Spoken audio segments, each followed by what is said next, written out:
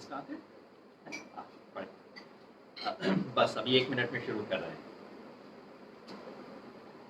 थोड़ा अपना पर्चे ऑर्गेनाइज कर रहा था।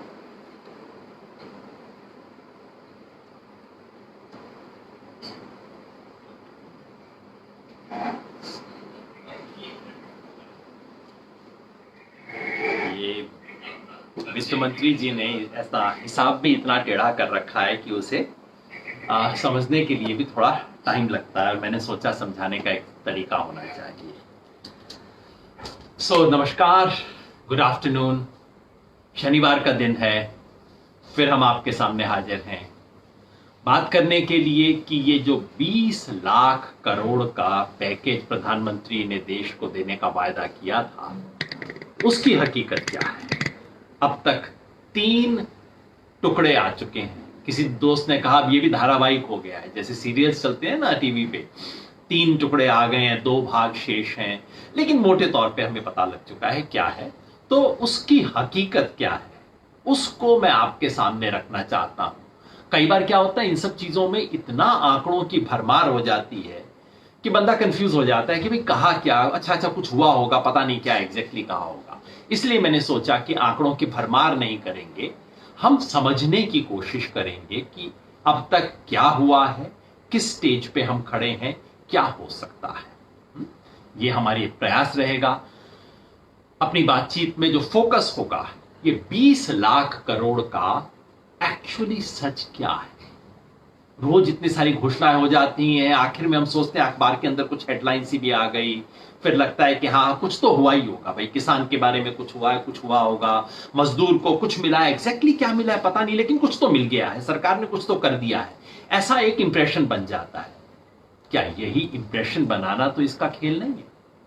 हम देखेंगे, एक एक चीज की जांच करके देखेंगे। मैं आपके सामने पूरा सच इसका रखना चाहता हूं ताकि आप अपना मूल्यांकन बना सकें। अपना मूल्यांकन मैं भी दूंगा कि ये खेल क्या है। कल शाम को देखते देखते निर्मला सीतारमण जी की तीसरी प्रेस कॉन्फ्रेंस पूरी सुनते सुनते तब मुझे अचानक समझ आया कि खेल क्या है। खेल क्या है मैं आपके सामने रखूंगा, लेकिन पहले हमने कहा शुरुआत करेंगे हर रोज की तरह, क्या आंकड़े हैं, क्या स्थिति है। अब तक देश में कोरोना के कुल केसेस की संख्या हो गई है 85,940, 85,940। कल केसेस 24 घंटे के अंदर बढ़े हैं 3,780, 3,780 केस। तो वही 3,500 4,000 की एवरेज केसेस रोज बढ़ रहे हैं। अब डेथ्स की संख्या भी बढ़ती जा रही है, अब हंड्रेड्स में बढ़ रही है। पहले डेथ 5, 10 के हिसाब से, 20 के हिसाब से बढ़ती थी, अब 100 की छलांग लगा रही है। फिर भी बाकी दुनिया से अभी हम बहुत कम हैं, डेथ्स की संख्या में भी, केसेस की संख्या में भी। हालांकि केसेस में अब हमने चाइना को ओवरटेक कर लिया है। अब मामला तेजी से बढ़ रहा है। आज तारीख है 16 मई। आपको याद है 16 मई को क्या होना था? भारत सरकार ने ये ग्राफिक रिलीज किया था, मेरा नहीं है, भारत सरकार ने, प्रेस इंफॉर्मेशन ब्यूरो ने कोई 25 अप्रैल के करीब ये ग्राफिक रिलीज किया था। ये आप देख पा रहे हैं, ये जो ग्राफिक है, अगर ठीक से दिख पा रहा हो आप चेक कर देंगे एक बार कि ये ग्राफिक क्या दिख रहा है लोगों को। इसके ऊपर थोड़ा सा ऊपर कर देता हूं। ये ग्राफिक क्या दिखा रहा है? ये ग्राफिक दिखाता है, भारत सरकार ने, पीआईबी ने रिलीज किया था, दिखाता है कि सरकार के अनुमान में, सरकार के इवैल्यूएशन में ये कोरोना के केसेस किस तेजी से बढ़ेंगे, कब घटने शुरू होंगे और क्या होगा। ये जो लाइन को मैंने ग्रीन कर दिया है, ये जो ग्रीन लाइन है ये दिखाती है कि सरकार कह रही थी कि 30 अप्रैल तक, ये जो टॉप है ना 30 अप्रैल है, कि 30 अप्रैल के करीब तक केसेस बढ़ेंगे। उस वक्त केसेस होंगे कोई 1500 2000 के बीच में, उसके बाद घटने शुरू हो जाएंगे, पर डे केसेस की संख्या घटनी शुरू हो जाएगी। और ये जो बिंदु है ना आखिर में जहां 0 के करीब पहुंच जाएंगे केसेस, वो थी 16 मई, यानी कि आज का दिन। अगर सरकार के उस अनुमान के हिसाब से, और इस जैसा मैंने कहा सरकार ने रिलीज किया तो उनको करना नहीं चाहिए था, सरकार के उस हिसाब से, और मैंने पहले दिन से इस पर शंका व्यक्त की थी, मैंने कहा था भाई अगर हो जाए तो प्रधानमंत्री को बधाई देनी चाहिए, देश बहुत बड़ा काम कर लेगा। और फिर जो तकलीफ सही चली 1-1.5-2 महीना और देश बाहर निकल आया। 16 मई को यहां हमें होना चाहिए था। है कहां? ये जो लाल लाइन मैंने खींच दी है, ये देखिए, बढ़ते बढ़ते जहां हमें 2000 से पहले ही नीचे उतर जाना चाहिए था, वहां अब हम 3.5 से ऊपर 4000 के करीब घूम रहे हैं, केसेस बढ़ रहे हैं। सवाल सिर्फ ये नहीं कि एक डेटा, एक ग्राफिक गलत हो गया, वो तो हो सकता है, किसी से भी हो सकता है। सवाल ये भी नहीं है कि किसी का मूल्यांकन, भविष्यवाणी गलत हो गई। मैं भी एक जमाने में भविष्यवाणी करता था, भविष्यवाणियां गलत निकलती हैं, असेसमेंट गलत निकलते हैं, कोई इसमें नई बात नहीं है, बहुत बड़ी बात नहीं है। चिंता मुझे ये है कि कहीं सरकार अपनी सारी रणनीति, अपनी सारी स्ट्रेटेजी, अपनी सारी सोच इसके ऊपर बेस करके तो नहीं बना रही थी कि भाई जो है 6 महीने की तकलीफ, 6 हफ्ते की तकलीफ है, किसी तरह से कर लो और उसके बाद मामला खत्म हो जाएगा, समस्या खत्म हो जाएगी। बधाई, जो याद है आपको 2-3 हफ्ता पहले जो लोग आके बधाई दिया करते थे, मोदी जी के नेतृत्व में, प्रधानमंत्री की दूरदर्शिता की वजह से हमने कोरोना पे काबू पा लिया है, उसका चक्र तोड़ दिया है, इत्यादि सब भाषा यूज होती थी ना, फ्लैटनिंग द कर्व। आजकल वो बात नहीं कर रहे हैं लोग, ये सब बात यूज हो रही थी। कहीं ये सारी बात इस समझ पे आधारित तो नहीं थी? और अगर थी तो क्या देश के पास आज जो स्थिति बन रही है उसके लिए कोई रणनीति है, कोई स्ट्रेटजी है देश के पास? ये सवाल हमें सोचना चाहिए। आपको ध्यान होगा पहले दिन से जब अवीक साहा और मैंने बातचीत शुरू की थी, हमने हमेशा कहा था देखिए ये अनप्रेसिडेंटेड सिचुएशन है, किसी भी सरकार से ये उम्मीद नहीं की जा सकती कि परफेक्ट डिसीजन लिए जाएंगे, हर प्रॉब्लम का सॉल्यूशन कर दिया जाएगा, कोई गलती नहीं होगी। इस स्थिति में आप भगवान को भी बैठा देंगे, गलती उससे भी होगी, यह मान के चल रहे हैं। और मैंने पहले दिन से कहा है इसके बारे में वो नहीं होना चाहिए कि ये चीज क्यों गलत हो गई, गलतियां होंगी। क्या ऐसी गलतियां जो नहीं होनी चाहिए थी वो हो रही हैं, उस पर ध्यान होना चाहिए। या जो परिस्थिति बन के अब मेरी आंख के सामने आ गई, चाहे मैं उसको पहले समझ नहीं पाया, क्या मैं उसको रेस्पॉन्ड कर रहा हूं? ये सवाल हमें सरकार से पूछने चाहिए। और इस लाते में पूछ रहा हूं कि क्या सरकार अपनी सारी रणनीति, अपनी समझ, स्ट्रेटेजी, पॉलिसी इसके बेसिस पे तो नहीं बना रही थी? तो ये चिंता है जिसके बारे में हमें सोचना चाहिए। आज 16 मई को एक और बात भी है, एक विशेष बात है जिसका मैं जिक्र करना चाहता हूं। आज 16 मई को पूरा देश 2 चीजों को मना रहा है। एक तो देश भर के किसान अपना विरोध प्रदर्शन कर रहे हैं, उसका जिक्र मैं बाद में करूंगा AIKACC की तरफ से।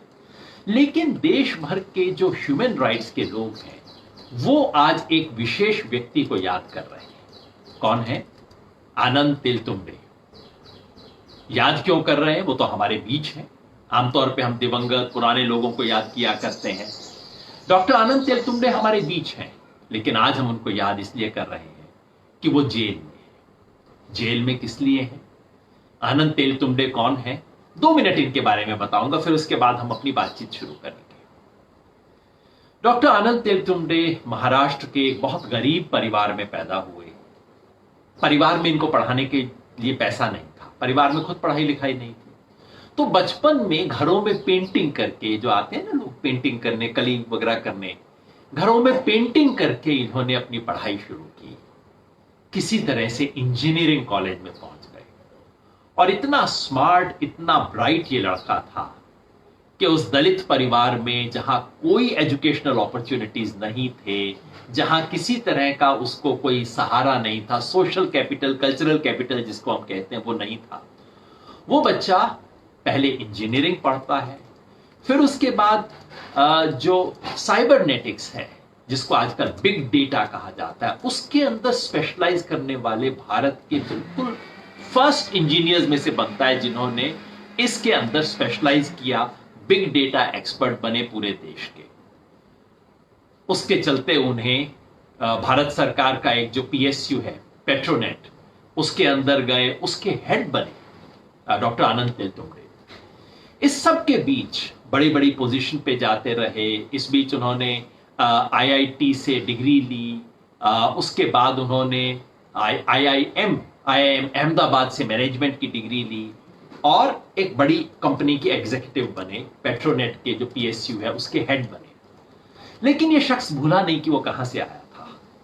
इन्होंने डॉक्टर अंबेडकर का अध्ययन किया। संयोग ये है कि उनकी शादी भी डॉक्टर अंबेडकर की ग्रैंड डॉटर प्रपौत्र से हुई है उनकी शादी। मगर ये आदमी भूला नहीं वो कहां से आया है। उसने समाज के बारे में, जाति के बारे में, देश में जो शोषण है उसके बारे में, ह्यूमन राइट्स के बारे में लिखना जारी रखा और एक बड़ी पोजीशन से और बड़ी पोजीशन तक जाने की बजाय रिटायरमेंट लिया और कहा कि नहीं, अब मैं केवल लिखना पढ़ना चाहता हूं और डॉक्टर अंबेडकर का रास्ता अपनाया, लिखा। और तेलतुंबडे जी ने केवल एडवोकेसी नहीं की। हमारी जनरेशन में जो लोग सोचते हैं, आगे की सोचते हैं, आनंद तेलतुंबडे उनमें से एक है। उन्होंने डॉक्टर अंबेडकर के विचार की व्याख्या की, लेकिन साथ में कहा कि ये पूजा वूजा का काम मत कीजिए, हम लोग आगे बढ़ना चाहते हैं, हमें इन विचारों को आगे लेके जाना है। तो उन्होंने आगे ले जाने का काम किया और ये करते हुए वो IIT खड़गपुर के अंदर पढ़ाया उन्होंने और उसके बाद अभी गोवा में एक मैनेजमेंट इंस्टीट्यूट है, वहां पे प्रोफेसर है। 70 साल के करीब उम्र हो गई है। क्यों अरेस्ट किया गया है? भीमा कोरेगांव का एक केस है, वहां पे एक इंसिडेंट हुआ। एक ऐसी कन्वेंशन से शुरू हुआ जिसको ऑर्गेनाइज करने वाले 2 हाई कोर्ट के जज थे जिन्होंने उस कन्वेंशन को ऑर्गेनाइज किया। उस कन्वेंशन से ऐसा पुलिस का आरोप है कि वहां लोगों को भड़काया गया, जिससे एक दंगा भड़का, जिससे एक व्यक्ति की डेथ हुई। अब इससे आनंद तेलतुंबडे का क्या मतलब? वो वहां थे नहीं, उसमें अटेंड नहीं किया उन्होंने। और आनंद तेलतुंबडे ने अपनी जिंदगी भर वायलेंस की पॉलिटिक्स को अपोज किया है, लेकिन उनका नाम इसमें जोड़ा गया। कहा गया कि उनके माओइस्ट लिंक हैं। उन्होंने दिखाया कि ये तो ईमेल फोर्ज्ड है, हैक है, झूठी है। लेकिन सब कुछ करते कराते अब जबकि पूरे देश में प्रिजनर्स को छोड़ा जा रहा है कोविड के चलते, कोरोना के चलते, ऐसे में आनंद तेलतुंबडे को जेल के अंदर डाल दिया गया। 1 महीना पूरा हो गया है और आज उस सोशल जस्टिस के प्रतीक को याद करते हुए डॉक्टर आनंद तेलतुंबडे हमारे लिए विचारों के प्रेरणा स्रोत हैं, लेकिन विचारों के साथ साथ आज संघर्ष के प्रेरणा स्रोत भी। वो जेल में है। तो आज हम सब ने तय किया है कि हम सब अपनी डीपी, जो अपनी प्रोफाइल होती है ना, आप तो सब सोशल मीडिया वाले, आप जानते होंगे मुझसे ज्यादा, मैं तो इन चीजों को बहुत थोड़ा समझता हूं। अपनी डीपी को बदल के अब उसे आनंद तेलतुंबडे की फोटो हम लगा रहे हैं। आप देख रहे होंगे मेरे फेसबुक के ऊपर भी आ गई है। हम सब इसको बना रहे हैं। एक दिन के लिए हम सब अपनी डीपी को चेंज कर रहे हैं। आपसे भी रिक्वेस्ट करता हूं कि कीजिए। आने वाले महीने भर में हम लोग इसके बारे में वेबिनार करेंगे, उनके विचारों को पढ़ेंगे, उनकी बातचीत करेंगे और आज शाम 4 से 6 बजे के बीच में हम इस विषय पे justice for Teltumbde, for numeral वाला 4, जस्टिस फॉर तेलतुंबडे हैशटैग के साथ देश भर में इसका कैंपेन भी करेंगे। आप भी ज्वाइन कीजिएगा। कुछ चीजें तो हम घर रह के भी कर सकते हैं ना। बहुत बहुत शुक्रिया। और अब मैं फोकस करता हूं उस सवाल पे जो मैंने कहा था आज हम फोकस करेंगे। 20 लाख करोड़ का पिटारा खुल गया। 20 लाख करोड़ छोटा अमाउंट नहीं होता, जैसे हमने पिछली बार भी कहा था।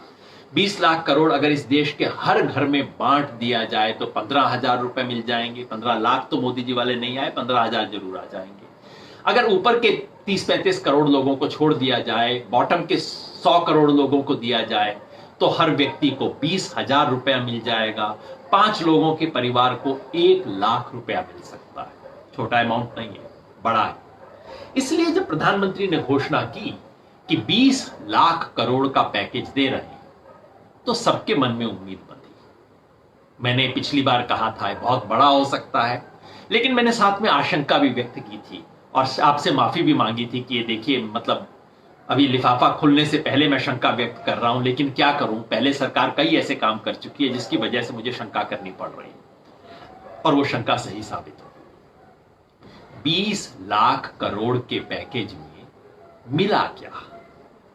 मैं मोटी बात समझाऊं। जब हम कहते हैं कि एक पैकेज दे रही है सरकार, फला इमरजेंसी आ गई है, मान लीजिए दिल्ली के अंदर मलेरिया हो गया है, डेंगू हो गया था, अगर दिल्ली सरकार कहती है कि इस डेंगू की स्थिति से निपटने के लिए सरकार ने 500 करोड़ रुपए के प्रावधान किया है, पैकेज बनाया, उसका मतलब क्या है कि अब तक आपने जो खर्चा किया था, जो आप स्वास्थ्य पे खर्चा कर रहे थे, जो आप अस्पतालों पे खर्चा कर रहे थे, उसके अलावा आप नया 500 करोड़ रुपए अपनी जेब से निकाल के टैक्स लगा के किसी तरह से सरकार की तिजोरी में से 500 करोड़ रुपए आप इस काम के लिए लगाएंगे, ठीक है ना।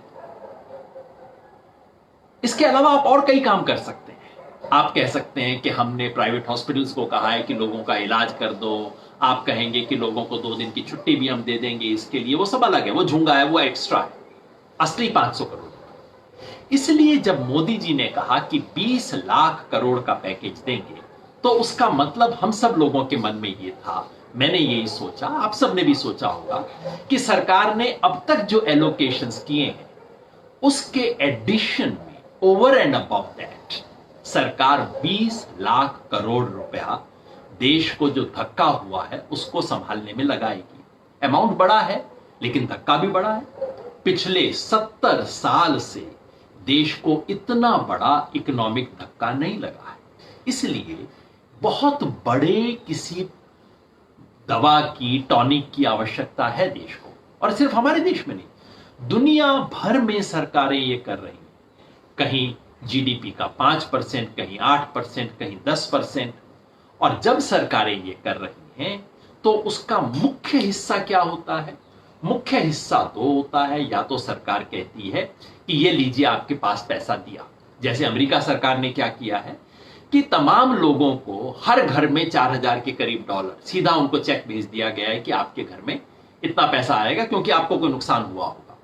ब्रिटेन की सरकार ने क्या किया है, कहा है कि आप दुकान चला रहे हैं, आपका कोई कर्मचारी है, आप उसको तनख्वाह दो, उसका 80% सरकार आपको दे देगी। ऐसे किया। ये डायरेक्ट पे आउट है, इसको बोलते हैं फिस्कल स्टिमुलस। सरकार अपनी तिजोरी में से हाथ डाल के पैसा डालती है, या तो तिजोरी में ऑलरेडी हो, या सरकार कहे कि हम कुछ चीजों में से बचत करके तिजोरी में डालेंगे, या सरकार कहे कि हम नया टैक्स लगा के करेंगे। किसी भी तरह से आप अपनी तिजोरी बढ़ाओ, अपनी तिजोरी में से पैसा डालो। आमतौर पे स्टिमुलस का मतलब यह होना चाहिए। इसमें एक दूसरी चीज भी कभी कभार जोड़ी जा सकती है कि ठीक है, हमने आपको अभी नहीं दिया, लेकिन थोड़ा बाद में हम आपको दे देंगे। मतलब ये चीज आपको 6 महीना बाद में मिल जाएगी, या आपने मुझे आज जो देना था, आज देने की बजाय आप मुझे 6 महीना बाद दे देना, आपको मैंने डेफरमेंट दे दिया। ये भी एक हो सकता है। तीसरा, सरकार बहुत इनडायरेक्ट चीजें भी कर सकती है। इनडायरेक्ट चीज क्या थी? इनडायरेक्ट चीज ये हो सकती है कि सरकार कह सकती है कि चलिए हमने क्रेडिट बढ़ा दिया, हमने बाजार में जो लोन मिल सकता है वो बढ़ा दिया। लेकिन जब सरकार वो कहे कि लोन बढ़ा दिया, उसमें भी सरकार का अपना खर्चा कितना है उसको देखा जाएगा।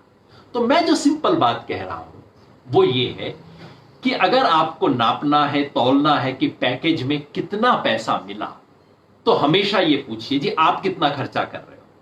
सरकार कहती है किसानों को 2 लाख करोड़ का लोन मिल जाएगा, वो तो बहुत अच्छी बात है जी। कौन देगा? बैंक देंगे। बैंक कहां से देंगे? वो तो जी मेरा पैसा बैंकों के पास पड़ा है, उसमें से देंगे।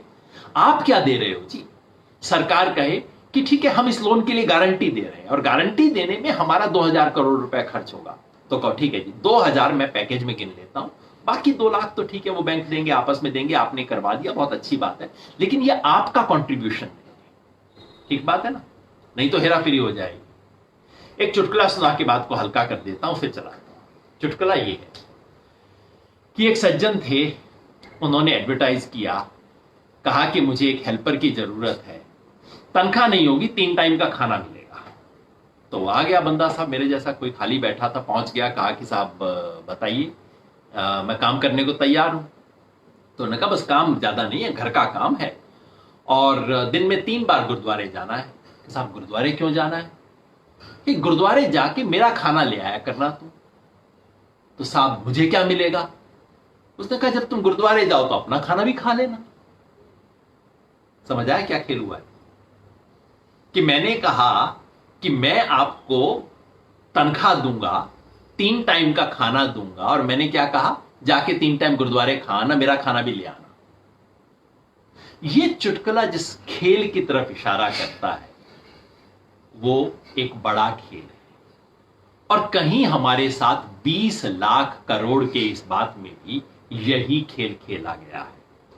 और ये खेल जो है, अब बाकी एक दो प्रेस कॉन्फ्रेंस बचे हैं वो भी हो जाएंगे, लेकिन आप सोचिए, मैं आपको आमंत्रित करता हूं सोचने के लिए कि ये बात जो कि एक दिन में 1 घंटे में कही जा सकती है। निर्मला जी लंबे भाषण देती हैं, ठीक है, वो बजट का भाषण 1.5 घंटे का दे देती हैं, कोई बात नहीं, 100 मिनट का भाषण दे देती हैं, लेकिन ये तो वो पहले दिन कर सकती थी ना। पहले दिन क्यों नहीं हुआ? ये जो बात सरकार, प्रधानमंत्री जी ने कहा कि 20 लाख करोड़ का हम पैकेज देंगे, अगले दिन निर्मला सीतारमण जी बोल सकती थी कि ये रहा पैकेज, ये रही डिटेल, या उनको टाइम कम रहा हो तो कह सकती थी कि भाई आधा मैं आज बता देती हूं, आधा कल बता दूंगी। लेकिन ये धारावाहिक क्यों चल रहा है? पहले दिन, फिर दूसरे दिन, फिर तीसरे दिन, अब आज चौथा होगा, सुना है कल 5वां होगा। ये हो क्या रहा है? क्या घोषणाएं हो रही? क्या इन घोषणाओं का कोई मतलब है? तो कोई भी पैकेज की जांच करते वक्त हम अपने आप से पूछेंगे, नंबर 1, क्या इसका इस इमरजेंसी से कोई मतलब है? नंबर 2, क्या इसके लिए सरकार कोई नया प्रोविजन कर रही है या कि स्कीम पहले चल रही थी? और तीसरा, जो प्रोविजन है उसमें सरकार अपनी जेब से कुछ डाल रही है। अब इस लिहाज से आप देखिए अब तक सरकार ने क्या किया है। मोदी जी ने कहा कि भाई जो 20 लाख करोड़ मैं दूंगा, इसमें से जो वित्त मंत्री पहले घोषणा कर चुकी हैं वो भी शामिल होगा। ठीक है, पहले आप घोषणा कर चुके हैं, वो भी आप कोरोना के बाद ही आपने किया था, वो उसमें शामिल होगा, ठीक है। लेकिन क्या क्या शामिल होगा? बाद में पता लगा रिजर्व बैंक ने कुछ घोषणाएं की थी, वो भी शामिल होंगी। वो क्या है? ये करने के लिए मैंने एक बड़ा साधारण सा खेल बनाया है।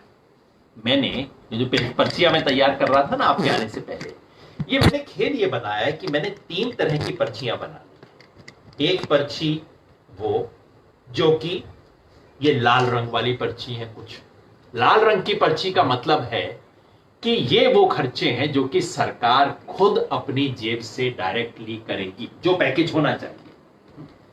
इसके साथ में कई पीले रंग की पर्चियां भी हैं। ये पीले रंग की पर्चियां कौन सी हैं? इसका मतलब है कि सरकार ने घोषणा की है, वो जो कि सरकार की अपनी जेब से नहीं जाएगा। घोषणा है, फायदा होगा, ये नहीं कि नुकसान होगा, लेकिन ये है जो कि सरकार की अपनी जेब से नहीं जाएगा। और तीसरा वो जो मुझे समझ नहीं आया कि भाई जिसमें मिक्स है, थोड़ा सरकार क्लेम इतना कर रही है लेकिन उसकी जेब से थोड़ा सा जाएगा, तो उसके अंदर देखिए। तो मैंने क्या किया, मैंने सरकार की अब तक की जितनी भी घोषणाएं सबको इन 3 पर्ची में बांट लिया। तो हम देखेंगे, थोड़ा सा पेशेंस रखिएगा आप भी, है, क्योंकि इतना ध्यान से देखना होगा। गाली गलौज कर देना आसान होता है, सामान्यतः अपोजिशन की भाषा ये होती है, कुछ नहीं मिला जी, सब झूठा है जी, कोई बात नहीं है, सरकार एकदम झूठ बोल रही है। और सरकार क्या कहती है, कमाल कर दिया, एकदम आज तक देश ने देखा ही नहीं, बहुत बढ़िया हो गया। लेकिन हमें जांच करनी है, और मैं चाहता हूं कि जांच ऐसी हो जिससे आप अपना मन बना सके। ठीक है, तो क्विकली हम करेंगे। सबसे पहले देखेंगे कि निर्मला सीतारमण जी ने जो घोषणा की थी, जो 27 मार्च को ये शुरू हुआ था लॉकडाउन 25 से, उसके तुरंत बाद उन्होंने 27 मार्च को एक पैकेज घोषित किया था। वो पैकेज क्या था? उस पैकेज में उन्होंने पहली और बड़ी घोषणा की थी, जो अच्छी घोषणा थी, कि हम लोगों को एडिशनल पीडीएस में देंगे। यानी कि उन्होंने कहा था लोगों को 5 किलो गेहूं पहले से मिल रहा है, 5 किलो गेहूं ऊपर से देंगे, और 1 किलो दाल प्रति परिवार देंगे। मेरे जैसे लोगों ने कहा नहीं, 1 किलो दाल महीने से कैसे काम चलेगा, ये तो कुछ नहीं है, कम से कम 1.5 किलो प्रति व्यक्ति का खर्चा है। हमने ये भी मांगा था कि आप 800 ग्राम तेल भी दीजिए लोगों को पकाने का, कम से कम इतना तो हो जाए, 1 बट्टी साबुन की भी दे दीजिए। वो उन्होंने नहीं माना, लेकिन दिया। और ये बड़ी घोषणा थी जिसका खर्चा है 45,000 करोड़ रुपया। 45,000 करोड़ रुपया, ठीक है। और ये सरकार का अपना खर्चा है, दिख रहा है यहां से। तो 45,000 करोड़ रुपया सरकार का अपना खर्चा है। तो मैं इसको इस वाली उसमें डाल रहा हूं। देखिए 2 बोल मैंने बना दिए। एक ये वाला बोल है जिसमें हम लाल चीजें डालेंगे जो सरकार की अपनी जेब से डाला, और ये जो दूसरा बोल है, ये वो जो है कि सरकार की जेब से नहीं जाएगा, जबानी खर्च है, सरकार ने मुंह से बोल दिया, सरकार की जेब से कुछ नहीं गया। ये वाला बोल आप कहेंगे बड़ा है, वो बड़ा इसलिए क्योंकि ज्यादातर पैकेज है ही इसके अंदर, मैं क्या करूं, मोदी जी ने इसको बड़ा कर दिया है, इसको छोटा कर दिया, इसलिए मेरे को दो अलग अलग बोल रखने पड़े हैं। लेकिन ये सिर्फ इसलिए है ताकि हमें आपको समझ आ जाए कि क्या हुआ। निर्मला सीतारमण जी ने कहा, दूसरा उन्होंने कहा मनरेगा का जो वेजेस है वो हमने बढ़ा दिया। अब इसमें खेल ये है कि मनरेगा के वेजेस तो हर साल बढ़ते हैं। 182 रुपया था प्रतिदिन, 182, देखिए कहां इतनी दिहाड़ी होती है, उसको 212 रुपया कर दिया। उन्होंने कहा कि ये हमने कोरोना के कारण किया। सच बात यह कि 9 महीने से प्रपोजल पेंडिंग पड़ा था, सरकार को क्लियर करना था। लेकिन चलिए, सरकार की जेब से खर्च होगा, 5,600 करोड़ रुपया सरकार की जेब से जाएगा। मैं इसको भी पिंक स्लिप में डालता हूं, लाल स्लिप के अंदर डालता हूं, यानी कि सरकार की जेब से खर्चा हो रहा है 5,600 करोड़ रुपया। इसको भी टोटल करके हम देखेंगे।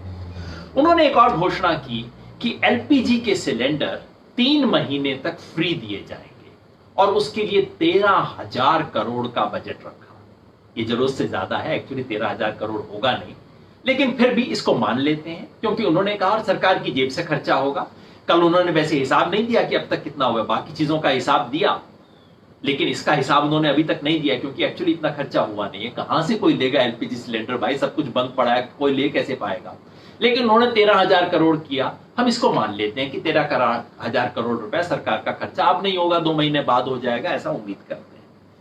एक छोटी घोषणा थी कि जो बुजुर्ग हैं, जो विधवा हैं, विकलांग हैं, उनको 1,000 रुपए एक्स ग्रेशिया दिया जाएगा, 3,000 करोड़ इसका। ये देखिए, सब मैं लाल पर्ची इस छोटे वाली बाटी में डालता जा रहा हूं क्योंकि ठीक है, ये सब सरकार की जेब से खर्चा होगा। एक बड़ी घोषणा थी कि जितने भी जनधन अकाउंट महिलाओं के नाम पे हैं उनको 10,000, उनको 500 रुपए प्रति महीना दिया जाएगा। कुल मिला के 10,000 करोड़ का खर्चा। पूरा खर्च अभी नहीं हुआ है लेकिन होना शुरू हुआ है। सरकार ने 10 कहा था, हम इसको मान लेते हैं कि 10,000 का खर्चा था। और सरकार ने कहा था कि जो गवर्नमेंट एम्प्लॉइज है, गवर्नमेंट ने छोटी कंपनियों के एम्प्लॉय हैं, जहां कंपनी उनका पीएफ नहीं दे पा रही, सरकार ने कहा हम पीएफ देंगे, एम्प्लॉय के हिस्से का भी देंगे, कंपनी के हिस्से का भी देंगे। बिल्कुल सही बात है, ऐसी चीज पूरे दुनिया भर में हुई है। 2,500 करोड़ इसका खर्चा। ये सब जो निर्मला जी ने पहले 27 मार्च को जो पहली घोषणा की उसका हिसाब बता रहा हूं, ये किया था। उसके साथ उन्होंने कई ऐसी घोषणाएं की जिसमें उनकी जेब से पैसा खर्च नहीं हो रहा था। उन्होंने कहा एक डिस्ट्रिक्ट मिनरल फंड पड़ा है, उसका आप इस्तेमाल कर लीजिए, राज्यों को बोला कर लीजिए, उसका मेडिकल चीजों के लिए इस्तेमाल कर लीजिए, वो बना इस कामों के लिए है। 25,000 करोड़ रुपए उसके खाते में थे, मगर ये तो पहले से पड़ा था ना जी, इसी काम के लिए पड़ा था, इसमें क्या खास बात हो गई। ठीक इसी तरह का मामला था कंस्ट्रक्शन वर्कर्स वेलफेयर फंड का। ये 31,000 करोड़ रुपया ये सरकार की जेब में पड़ा था, बहुत सालों से पड़ा हुआ है। सरकार ने चिट्ठी लिख के राज्यों को कहा भाई इसका जिस काम के लिए इस्तेमाल करना चाहिए प्लीज कर लीजिए। ये पैकेज कैसे बन गया, ये तो जो होना चाहिए था हो जाए वो काम। सरकार कहे कि भाई तनख्वाह दे दो अपने एम्प्लॉयज को महीने में, तो उसमें क्या बात हुई। तो इसको मैं पीली पर्ची को इधर डालता हूं, 31,000 करोड़ रुपए। और ठीक यही मामला पीएम किसान का था।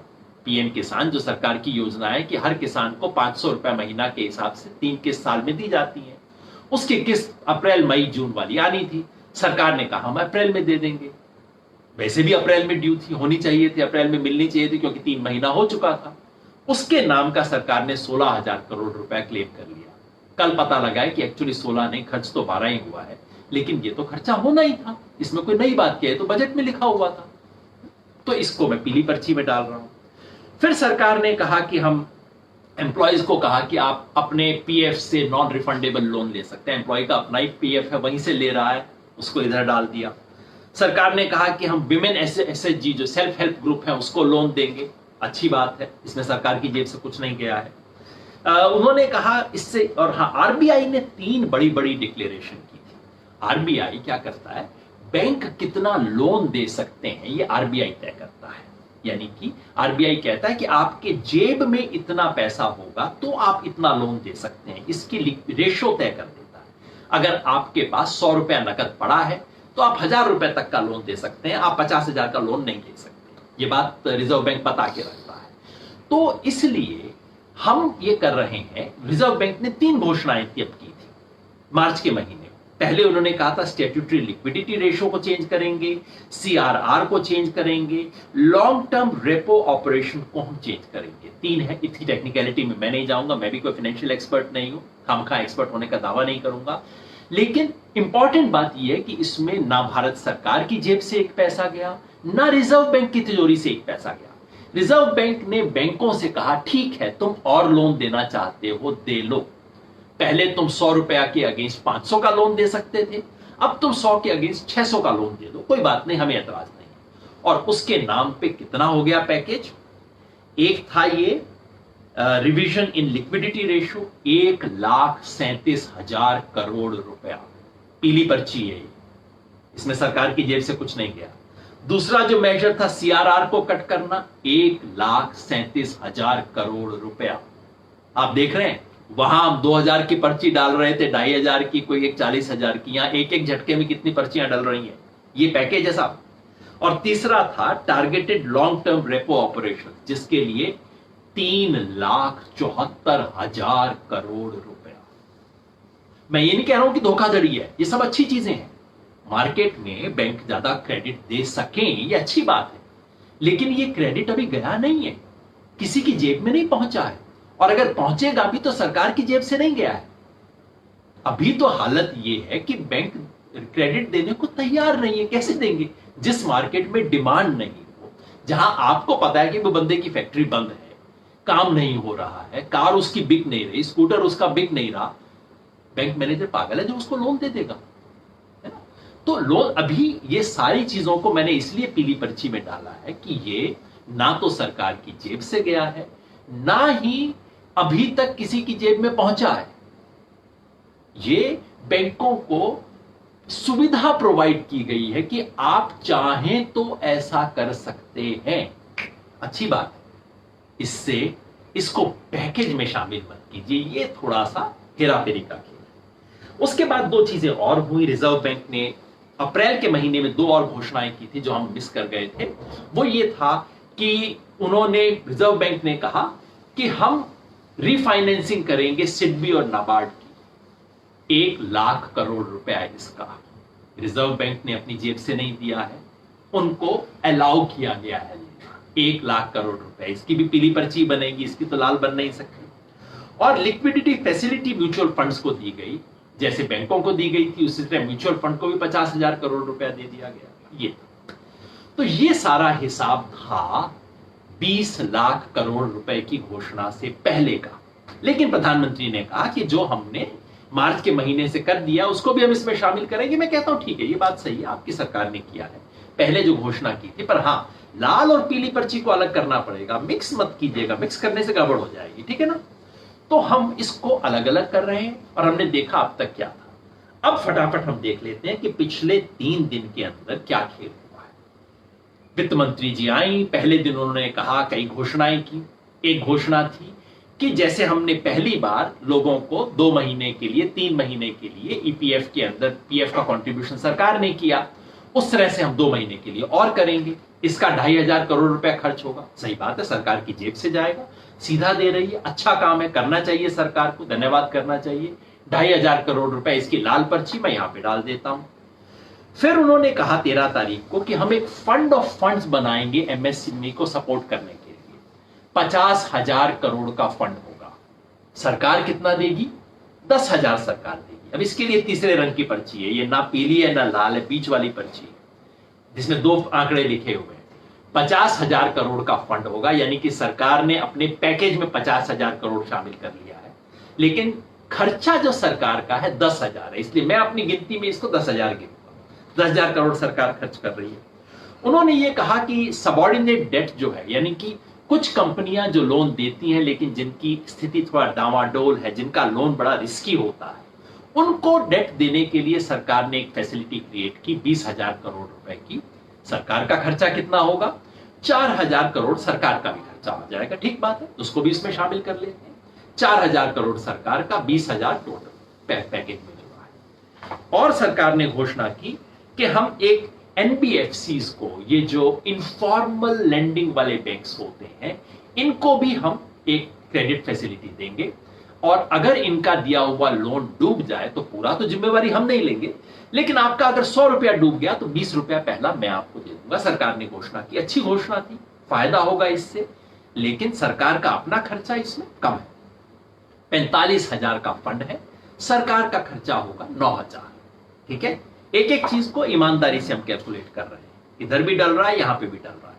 इसके बाद सरकार ने दो बहुत बड़ी बड़ी घोषणाएं की, तीन दरअसल, एक मैं भूल गया पर्ची बनाना। एक सरकार ने घोषणा की कि टीडीएस हम 50,000 करोड़ का नहीं लेंगे। मगर इसका मतलब क्या हुआ? ये नहीं कि लेंगे नहीं, मतलब ये कि हम अभी टैक्स नहीं काटेंगे, मार्च के महीने में आपसे टैक्स ले लेंगे। सिर्फ डिले हुआ है और कुछ नहीं हुआ है। मैंने भी गलती से पहले मान लिया था कि इसकी लाल पर्ची बननी चाहिए, इसलिए शायद बनाई नहीं, पर 50,000 करोड़ का था, जो कि अभी नहीं, डेफर किया जाएगा, और इससे आपको जो इंटरेस्ट का फायदा मिलना था वो नहीं मिलेगा, तो मामला बराबर हो गया, इसमें कोई फायदा नहीं हुआ। मगर हाँ, आज नहीं देना पड़ेगा, थोड़ा सा इसका फायदा हो गया है। दूसरा, सरकार ने कहा कि 3 लाख करोड़ रुपए का एक फंड क्रिएट किया जाएगा, जिससे उन एमएसएमई को हम लोन देंगे जिनकी स्थिति अच्छी है, जिन्होंने अब तक परफॉर्मेंस अच्छा किया है, और उनको बिना कोलेटरल, बिना उनसे कहे कि आप गिरवी रखो चीजों को, हम लोन देंगे।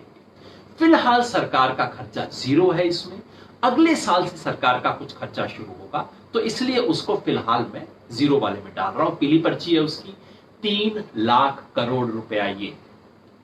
और आखिर में सरकार ने कहा डिस्कॉम्स के लिए 90,000 करोड़ रुपए। डिस्कॉम वाला चक्कर पता है क्या है? डिस्कॉम का मतलब ये जो अलग अलग स्टेट्स की इलेक्ट्रिसिटी बोर्ड है ना, हरियाणा सरकार विद्युत ये निगम होता है, राजस्थान के 5 बोर्ड बन चुके हैं, अलग अलग जगह पे इलेक्ट्रिसिटी बोर्ड। इलेक्ट्रिसिटी बोर्ड की हालत खराब है, डूबे हुए हैं। आज से 5-7 साल पहले भारत सरकार ने एक स्कीम बनाई थी कि चलो हम इनको इलेक्ट्रिसिटी बोर्ड को कुछ पैसा दे देते हैं ताकि थोड़ा सा ऊपर आ जाए। 5-7 साल हो गए, इलेक्ट्रिसिटी बोर्ड खा गए, फिर दोबारा घाटे में आ गए। तो अब सरकार कह रही है कि ठीक है, इन इलेक्ट्रिसिटी बोर्ड को बचाने के लिए इनको हम लोन देंगे। और लोन कैसे देंगे?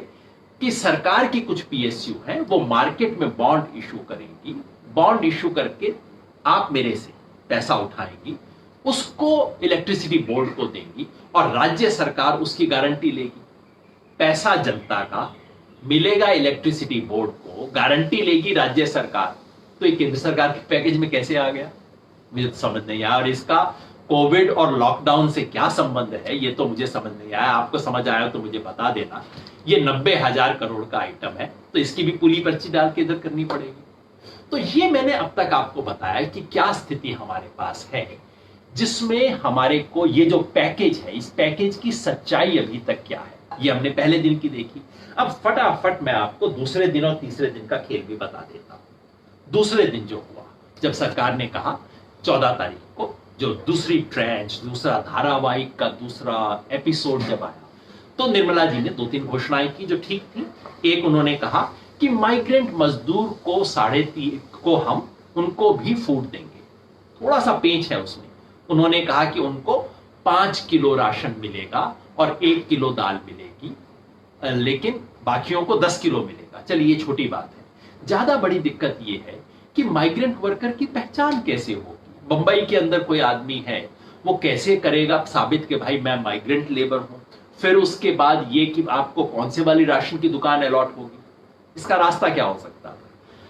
हम पिछले 1.5 महीने से कह रहे हैं, जॉन ड्रेस जैसे लोग जो बहुत ज्यादा अर्थशास्त्र जानते हैं और जो इस तरह की सच्चाई पे रोज काम करते हैं, वो कह रहे हैं आप कम से कम 6 महीने के लिए खोल दीजिए। कहिए जो राशन दुकान पे आएगा, मांगेगा, उसको हम राशन देंगे। उस व्यक्ति को एक लोकल पर्ची बनवानी होगी, लोकल म्युनिसिपल काउंसलर से बनवा ले, सरपंच से, पंच से, किसी अफसर से, कि ये व्यक्ति इस इलाके में रहता है, इसके पास राशन कार्ड भले ही ना हो, और उसको आप राशन देना शुरू कर दीजिए। हाँ, चोरी होगी, 10-20% चोरी में जाएगा। चोरी मतलब किसी के पेट में ही जाएगा ना, लेकिन कम से कम कोई भूखा नहीं रहेगा। तो ये अभी तक सरकार ने नहीं किया है, लेकिन इसके लिए 3,500 करोड़ रुपए का सरकार ने बिल किया है। मेरा अनुमान है कि 3,500 करोड़ खर्च नहीं कर पाएगी सरकार, क्योंकि इनका आइडेंटिफिकेशन नहीं हो पाएगा। योजना सही है, विचार सही है, लेकिन जब तक ठीक मैकेनिज्म नहीं हो, कैसे आप पकड़ेंगे?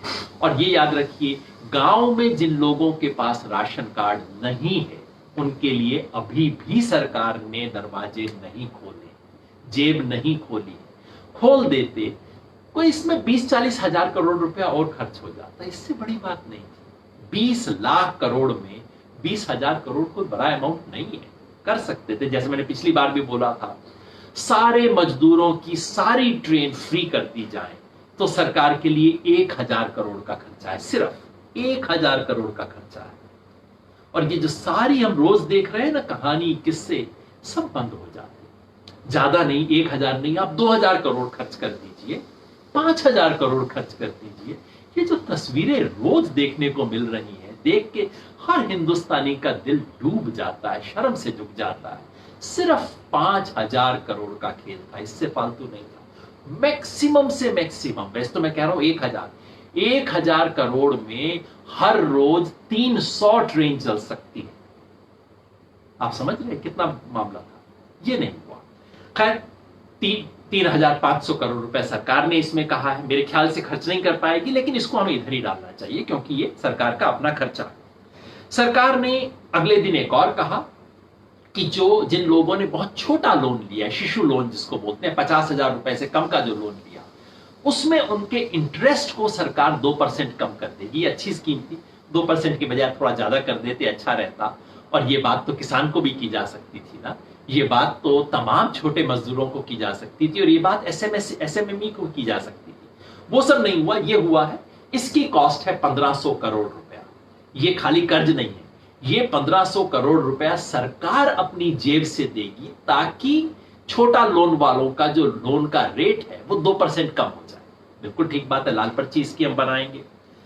ये जो एक स्कीम थी क्रेडिट लिंक सब्सिडी स्कीम, सरकार ने शुरू की थी ये, इसके लिए सरकार कह रही है 70,000 करोड़ रुपया इससे क्रेडिट मिलेगा।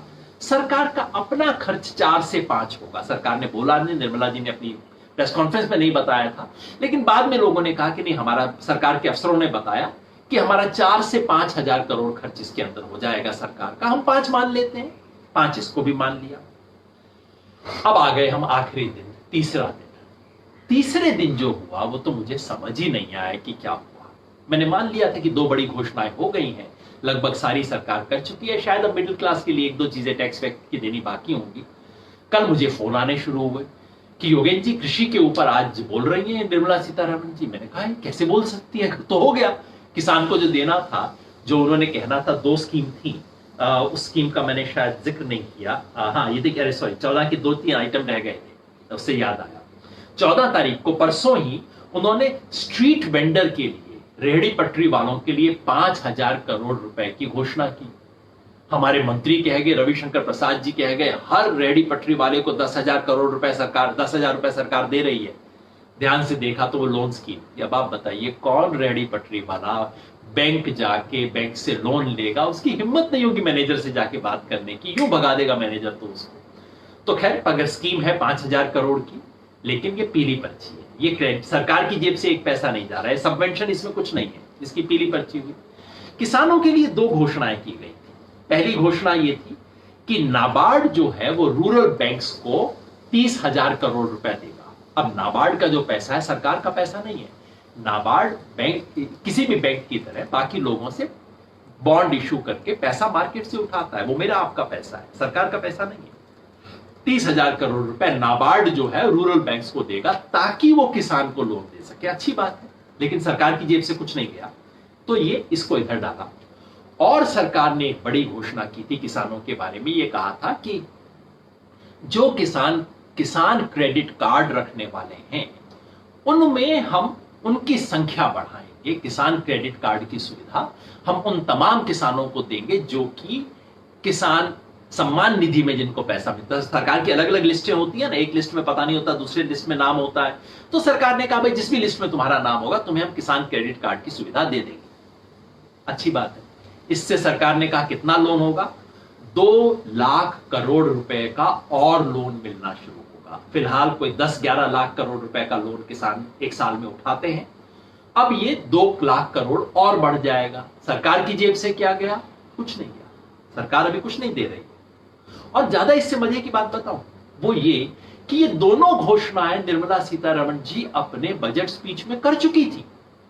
फरवरी में जो बात कही उसी बात को दोहरा के, और वो कह रही है कि कोई नई चीज हो गई। और वैसे भी इस देश के आधे से ज्यादा किसान ना तो कोई किसान क्रेडिट कार्ड रखते हैं, ना वो किसी बैंक से पैसा लेते हैं, वो तो साहूकार से उठाते हैं, वो तो आड़तीये से पैसा उठाते हैं। आप इसको जितना भी बढ़ाते जाइए, जो सबसे गरीब किसान है उसको तो नहीं मिलेगा, उसको इस सिस्टम से कोई फायदा नहीं होगा। किसान आंदोलन क्या मांग कर रहे थे कि हमें आप मुआवजा दे दीजिए, वो कह रहे थे कि सीधा पैसा हमारे को दे दो। सरकार कह रही है नहीं, तुम कर्ज और ले लो। तो मैं कल की बात आपको बता रहा था कि कल मुझे बताया गया कि नहीं, ये तो एग्रीकल्चर पे बोलने वाली निर्मला सीतारमण जी। मैंने कहा तुम बोल चुकी हैं, कल उन्होंने दे दिया जो देना था। नहीं, आप आइए जरा सोचिए साहब, हमने सुना पूरी एक स्पीच को और मुझे तो समझ ही नहीं आया कि कल क्या हुआ। भाषण उन्होंने दिया, 11 पॉइंट डिक्लेयर किए, लंबी लिस्ट बना के आती हैं। कभी कभी मेरे को लगता है हमारे स्कूल के अंदर टीचर कहा करते थे कि यार ये बहुत ज्यादा पॉइंट बना रहे हो ना, इसका मतलब है कि तुम्हें पता नहीं कि तुम्हारा आंसर क्या है। वो जो मुगल साम्राज्य के पतन के कारण लिखा करते थे हम, तो कुछ बच्चे इसको समझ नहीं आता था ना, वो कहता था 16वां कारण ये था, 18वां कारण ये था। तो जितने ज्यादा आप पॉइंट बनाते हो, कई बार इसलिए बनाते हो कि आंसर नहीं पता। मुझे यही लगा कल निर्मला जी, 11 घोषणाएं उन्होंने की। मैं फटाफट चेक करता रहा कि यार ये तो बजट में थी, मुझे ध्यान आ रहा है ये वाली योजना तो बजट में ही थी, इसमें क्या नई बात हो गई। ये तो एलोकेशन भी था बजट के अंदर, इसमें क्या एडिशनल हो गया। तो कल हो क्या रहा था, क्या निर्मला सीतारमण जी एक रिवाइज्ड बजट देश के सामने पेश कर रही हैं? किया जा सकता है, कई बार रिवाइज्ड बजट पेश करने की जरूरत पड़ती है, खासतौर पे इमरजेंसी में, और आज इमरजेंसी जैसी स्थिति है, फाइनेंशियल इमरजेंसी है। वो कह सकती थी कि मैंने फरवरी में बजट पेश किया था, अब मुझे उसको रिवाइज करने की जरूरत है, फला आइटम को मैं 500 से 700 कर रही हूं, उसको 1000 से 1500 कर रही हूं, उसको 2000 से घटा के 500 कर रही हूं। मगर बताइए तो, उन्होंने बताया ही नहीं हर चीज, इसमें 4000 करोड़, इसमें 500 करोड़, इसमें 2000 करोड़। भाई पहले कितना था, आपने बढ़ाया है, घटाया है, किसी और स्कीम में आप कम कर रही हैं, इसके बारे में कोई खबर नहीं। तो कल क्या क्या चीजें उन्होंने कही, उन्होंने कहा टॉप्स टू ग्रीन, टमाटर वाली जो स्कीम है इसके अंदर बाकी सब्जियों को भी शामिल किया जाएगा। पहले कितना एलोकेशन था, 500 करोड़, अब क्या है 500 करोड़। कहा कि उन्होंने हनी बी कीपिंग, ये शहद बनाने के लिए हम काम करेंगे, पहले कितना था 500 करोड़ रुपए, अभी भी वही है, तो 1000 करोड़ रुपए का खाता बना दिया। ये तो प्री एग्जिस्टिंग स्कीम है। उन्होंने कहा कि जानवरों की बीमारी कंट्रोल करने के लिए एक बहुत सख्त जरूरत है देश में। अब जानवरों की बीमारी, भाई कोई कोरोना से आ गई, कोई लॉकडाउन में विशेष आ गई, पहले से चल रही थी, पहले से स्कीम थी सरकार की। कितने की स्कीम थी, 13,343 करोड़ की।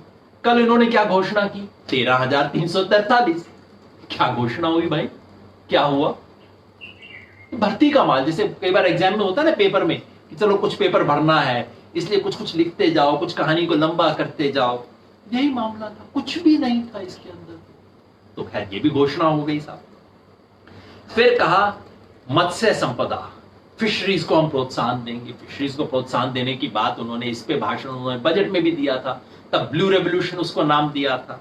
20,000 करोड़ रुपया, ये भी पुरानी स्कीम है, चल रही है, एक साल की नहीं है 20,000 करोड़, ये 20,000 करोड़ कई सालों में खर्च किया जाएगा, ये भी सुन लिया साहब।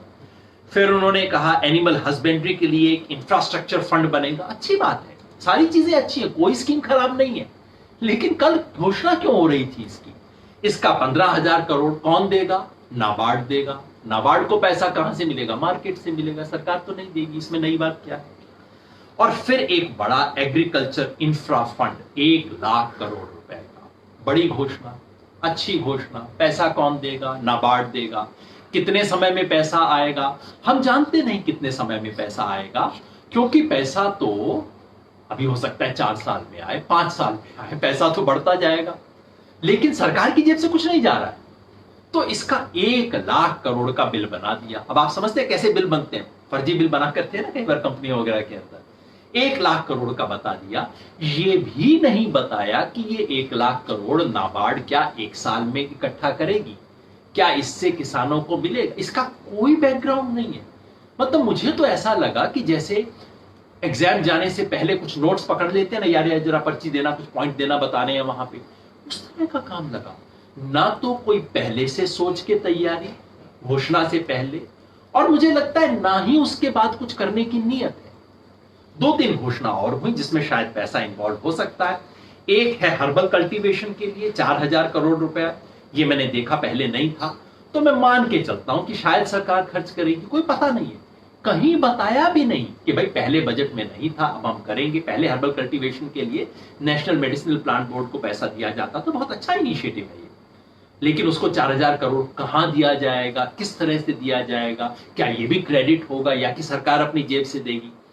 मामला ये था, मैंने कहा चलो भाई इसको भी इसी में डाल लो, कुछ तो बढ़ाना चाहिए इसको भी। फिर ये था कि माइक्रो फूड एंटरप्राइजेस के लिए सरकार 10,000 करोड़ रुपए देगी। ये किस फॉर्म में दिए जाएंगे, किसे दिए जाएंगे, कोई स्पष्ट घोषणा नहीं। मान लेते हैं कि चलिए ये भी सरकार ही देगी, इसको भी शामिल कर लेते हैं। तो ये सब करके हाँ, 3 उन्होंने और घोषणाएं की, पॉलिसी डिक्लेरेशन की कल एग्रीकल्चर के बारे में। एग्रीकल्चर के बारे में क्या बोला कि एग्रीकल्चर मार्केट्स जो हैं, मार्केट्स में एक स्टेट से दूसरी स्टेट के अंदर जाने पे बैन हुआ करता था, उस बैन को हम हटा देंगे। ये अच्छी घोषणा है, बहुत समय से कई लोग मांग कर रहे थे। लेकिन मेरा सवाल ये है, इसका कोरोना से, लॉकडाउन से क्या संबंध है? आज इस देश में लोगों के आने जाने पे बैन लगा हुआ इंटरस्टेट। आप चल के देखिए, यूपी से दिल्ली जाने की कोशिश कीजिए, आपको रोका जाएगा। इस बैन को हटाने से क्या फायदा? आज की तारीख में किसान को क्या फायदा होगा? लॉन्ग टर्म पॉलिसी मेजर है, अच्छा हो सकता है, आप अगले बजट में घोषणा कर देना, इसमें तो कोई एक पैसा इन्वॉल्व है नहीं। आज क्या घोषणा करने की जरूरत हो गई? दूसरा इन्होंने घोषणा की कि हम एसेंशियल कमोडिटीज एक्ट जो है उसका इस्तेमाल एग्रीकल्चरल चीजों पे नहीं करेंगे। इसके बारे में विवाद है, लेकिन कुल मिला के मुझे लगता है कि यह ठीक बात है, क्योंकि कम से कम व्यापारी इसके बहाने कुछ बड़ा चीज खरीद के रख सकता है। कई बार क्या होता है, व्यापारी पे अगर आप खरीद के स्टॉक रखने पे पाबंदी लगा देते हैं तो फिर व्यापारी खरीदता नहीं है तो दाम गिर जाते हैं। स्टॉक की पाबंदी ना हो तो व्यापारी ज्यादा खरीद सकेगा, ताकि किसान को दाम ठीक मिलेगा। मेरा कोई विरोध नहीं है। मेरा सवाल यह है कि यह घोषणा कल क्यों हुई? इसका लॉकडाउन से क्या मतलब है? इससे जो आज किसान को प्रॉब्लम है उसे क्या फायदा होगा? अगले 4 महीने में क्या फायदा होगा? 4 महीने में तो सरकार ये कानून नहीं बना सकेगी, मैं गारंटी से बताता हूं।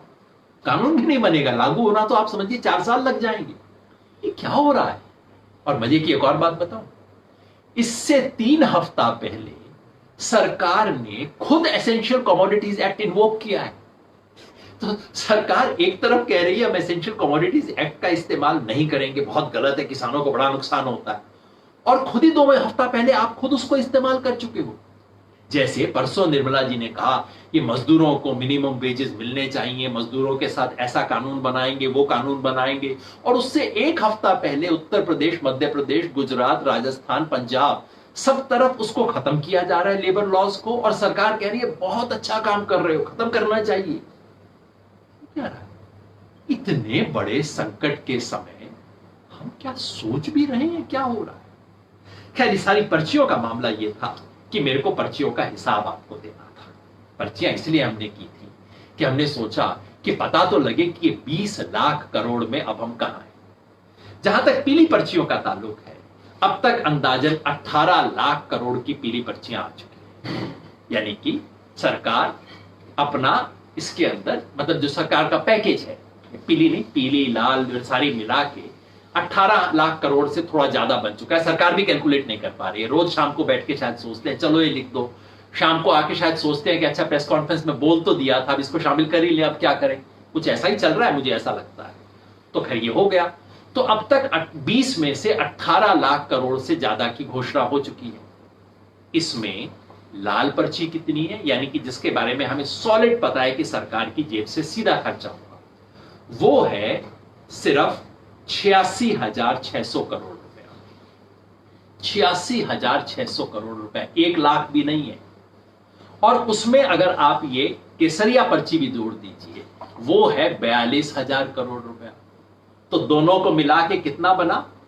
1,28,600 करोड़।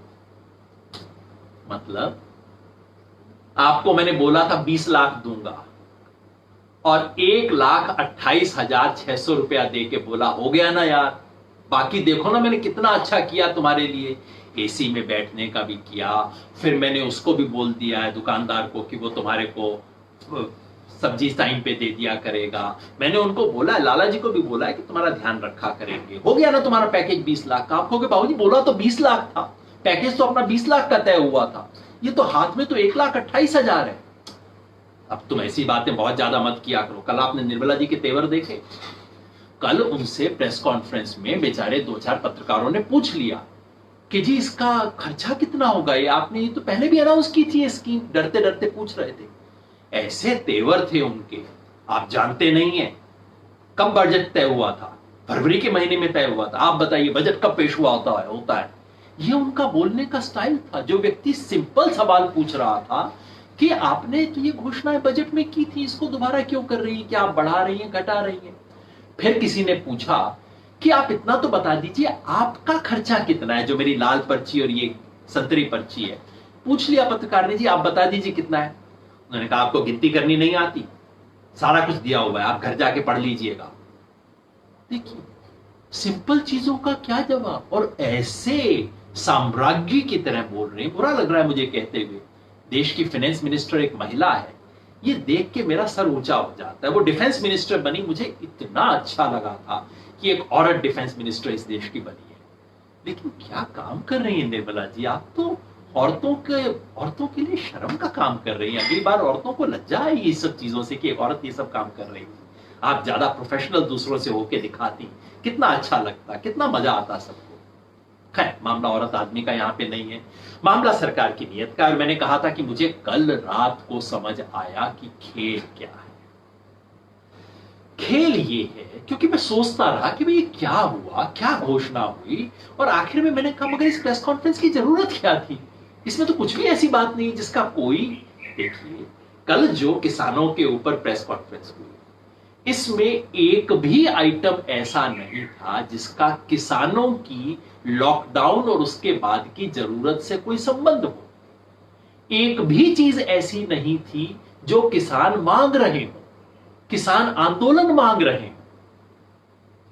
किसान आंदोलन क्या मांग रहे थे? किसान आंदोलन कह रहे थे कि भाई हमारी सब्जियों का नुकसान हो गया है, हमें हर्जाना दे दीजिए। वो कह रहे थे कि हमारी सब्जी, फल, हमारे खाद्यान्न, हमारा प्रोडक्ट मार्केट तक हम नहीं ले जा पा रहे हैं, आप हमारा प्रॉपर रेट के ऊपर बिकवा दीजिए। वो कह रहे थे कि आपने इंटरेस्ट हमारा 3 महीने के लिए, हमारा पेमेंट टाल तो दिया, लेकिन 3 महीने के लिए आप हमारा कर्जा माफ कर दीजिए, कर्जा नहीं सॉरी इंटरेस्ट माफ कर दीजिए आप। और वो कह रहे थे कि भाई डीजल का पूरे दुनिया में दाम गिर गया, हमारे को थोड़ा सस्ता डीजल दिलवा दीजिए ना, और अब समय आ गया है बीज और खाद खरीदने का, इसमें थोड़ी सी सब्सिडी दे दीजिए। एक भी वो बात नहीं थी। 1 घंटे का भाषण, 11 घोषणाएं, और जो किसान मांग रहा है 5 चीजें, उनमें से एक भी नहीं। फिर मैंने सोचा ये हो क्या रहा है। तब मुझे समझ आया खेल क्या है। ये प्रेस कॉन्फ्रेंस इसलिए हो रही थी ताकि प्रेस कॉन्फ्रेंस की जा सके, ताकि 1 घंटे नेशनल टेलीविजन के ऊपर सरकार अपनी बात रख सके, ताकि रात को टेलीविजन की डिबेट इस पर नहीं हो कि जो सड़क के ऊपर घिसट घिसट के लोग चल रहे हैं उस पे डिबेट ना हो। रात को डिबेट इस पे हो कि कृषि के बारे में सरकार ने जो नई नीतियां लागू की गई हैं, इन नीतियों का जो पर्सपेक्टिव है, इससे आप सहमत हैं या असहमत हैं? आप सहमत हो तो सरकार का काम बनता है, आप असहमत हो तब भी सरकार का काम बनता है, क्योंकि आप उस सवाल पे बहस कर रहे हैं जो सवाल है ही नहीं, जिस सवाल पे बहस होनी नहीं चाहिए। यानी कि ये सारा खेल न्यूज को डिस्प्लेस करने का खेल था। किसी ने सोचा, वो कौन था आप सोचिए, 3 दिन पहले सोचा होगा बड़ी खराब खबरें आ रही है बॉस, ये तो मैनेज नहीं हो रही है खबर, ये लोग सड़क पे हैं। और आपने देखा होगा पिछले 3 दिन से तो अब वो लोग भी दिखाना शुरू कर दिए हैं जो इस सरकार के विरुद्ध कोई खबर नहीं दिखाते थे, वो लोग भी अब कुछ कुछ दिखाना शुरू कर दिए हैं। सड़क पे लोग हैं, कैसी कैसी स्थिति में जा रहे हैं। कोई दिन ऐसा नहीं बीतता जब किसी तस्वीर को देख के मेरी आंखें गीली ना होती हो। आपके साथ भी ये हो रहा हो। और ये जो प्रेस कॉन्फ्रेंस है ना, और कुछ नहीं है, ये धारावाहिक है, ये एक सीरियल है जिससे आपका और मेरा ध्यान इस तस्वीरों से हट जाए, आपका और मेरा ध्यान उस बहस में जाए जो कि बहस है नहीं। और कुल मिला के ये इंप्रेशन हो कि सरकार ने किसानों के लिए कुछ बहुत बड़ा किया। यादव जी आप बताना क्या किया एग्जैक्टली, वो तो मुझे ध्यान नहीं, पर मैंने पढ़ा था अखबार में कि सरकार ने बहुत कुछ किया है। यही तो सारा पर्पज है, समझाना किसका पर्पज है, देना किसका पर्पज है। ये इंप्रेशन क्रिएट हो जाए और जेब से कुछ देना भी ना पड़े। जेब से क्यों ना देना पड़े? कल मैं टीवी पे था, कई पत्रकार पूछ रहे थे अब आप तो ऐसी ऐसी बातें करते हैं, बताइए कि सरकार कहां से पैसा दे, सरकार के पास पैसा क्यों, सरकार के पास पैसा तो नहीं है, आप जानते हैं। मैंने कहा मैं तो बहुत कुछ जानता हूं, मैं जानता हूं कि सरकार के पास पैसा क्यों नहीं। सरकार चाहती तो रिजर्व बैंक से पैसा ले सकती थी, क्यों नहीं ले पा रही? क्योंकि इसी रिजर्व बैंक से आपने एक साल पहले प्रफुल्ल पटेल को वहां से, अपने जो पटेल उर्जित पटेल को निकाला। क्यों उर्जित पटेल को? इसीलिए तो निकाला कि वो कह रहा था रिजर्व बैंक की तिजोरी पे डाका मत मारो। आप तो डाका मार चुके हो एक साल पहले। पैसा इसलिए नहीं है कि आपने बड़ी बड़ी कंपनियों को 1.5 लाख करोड़ रुपए का गिफ्ट अभी कुछ महीने पहले किया था, जिसकी कोई जरूरत नहीं थी। आपने टैक्स माफी दी टॉप कंपनियों को, जिनके बारे में कोई जरूरत नहीं थी, एस्टेब्लिश हुआ। पैसा इसलिए नहीं कि आपने इनकम का झूठा हिसाब पार्लियामेंट के सामने रखा था। झूठा शब्द बड़ा स्ट्रांग होता है, पर मैं कह रहा हूं क्योंकि साबित हो गया कि आपके अकाउंट्स ठीक नहीं मिल रहे थे। और पैसा इसलिए नहीं है क्योंकि आपकी हिम्मत नहीं है कि आप अमीर लोगों पे टैक्स लगा सकें। छोटा सा आइडिया आपको देना चाहता हूं। इस देश के टॉप 1%, सिर्फ 1% लोगों, बाकी भूल जाइए, 135 करोड़ का देश है, 1,35,00,000 लोग जो कि टॉप के इस देश के, उनकी इनकम पता है, उनकी वेल्थ पता है कितनी है? वेल्थ, संपत्ति 300 से 400 करोड़ के बीच। क्रेडिट स्विस करके एक संस्था है, वो इसको हर साल इवेल्युएट करती है। 300 से 400 लाख करोड़ रुपया इस देश के टॉप 1% लोगों की जेब में है। अगर उनसे सरकार 1% उन पे टैक्स लगा दे, कितना आएगा? 3 से 4 लाख करोड़ रुपए। यानी कि जितनी भी सारी मेरी ये लाल पर्चियां, सारी ये जो पर्चियां है ना, सारी पर्चियां मिला के इसका डबल कर सकती है। कई पीली पर्चियों को सरकार यहां लाल में डाल सकती थी। अगर चाहते तो 2% लगा सकती थी। 2% वेल्थ टैक्स अगर लगा देती तो कितना पैसा मिलता? 6 से 8 लाख करोड़ रुपए।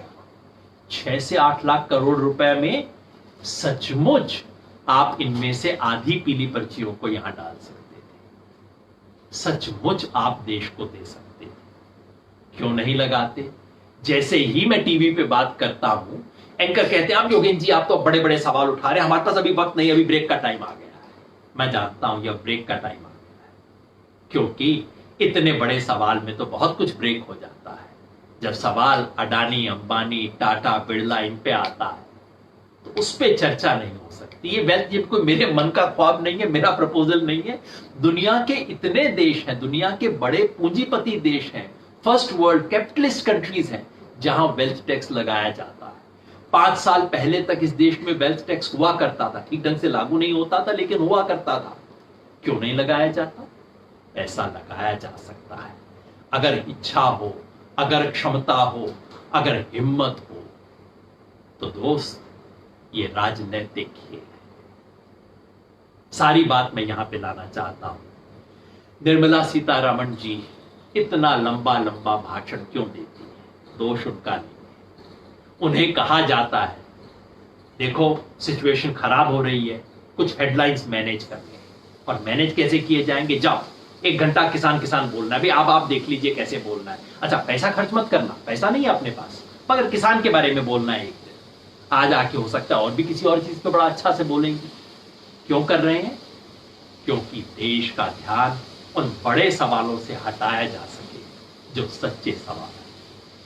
ये 20,000 करोड़, 20 लाख करोड़ का जो पिटारा है ना, पिटारा खुल गया।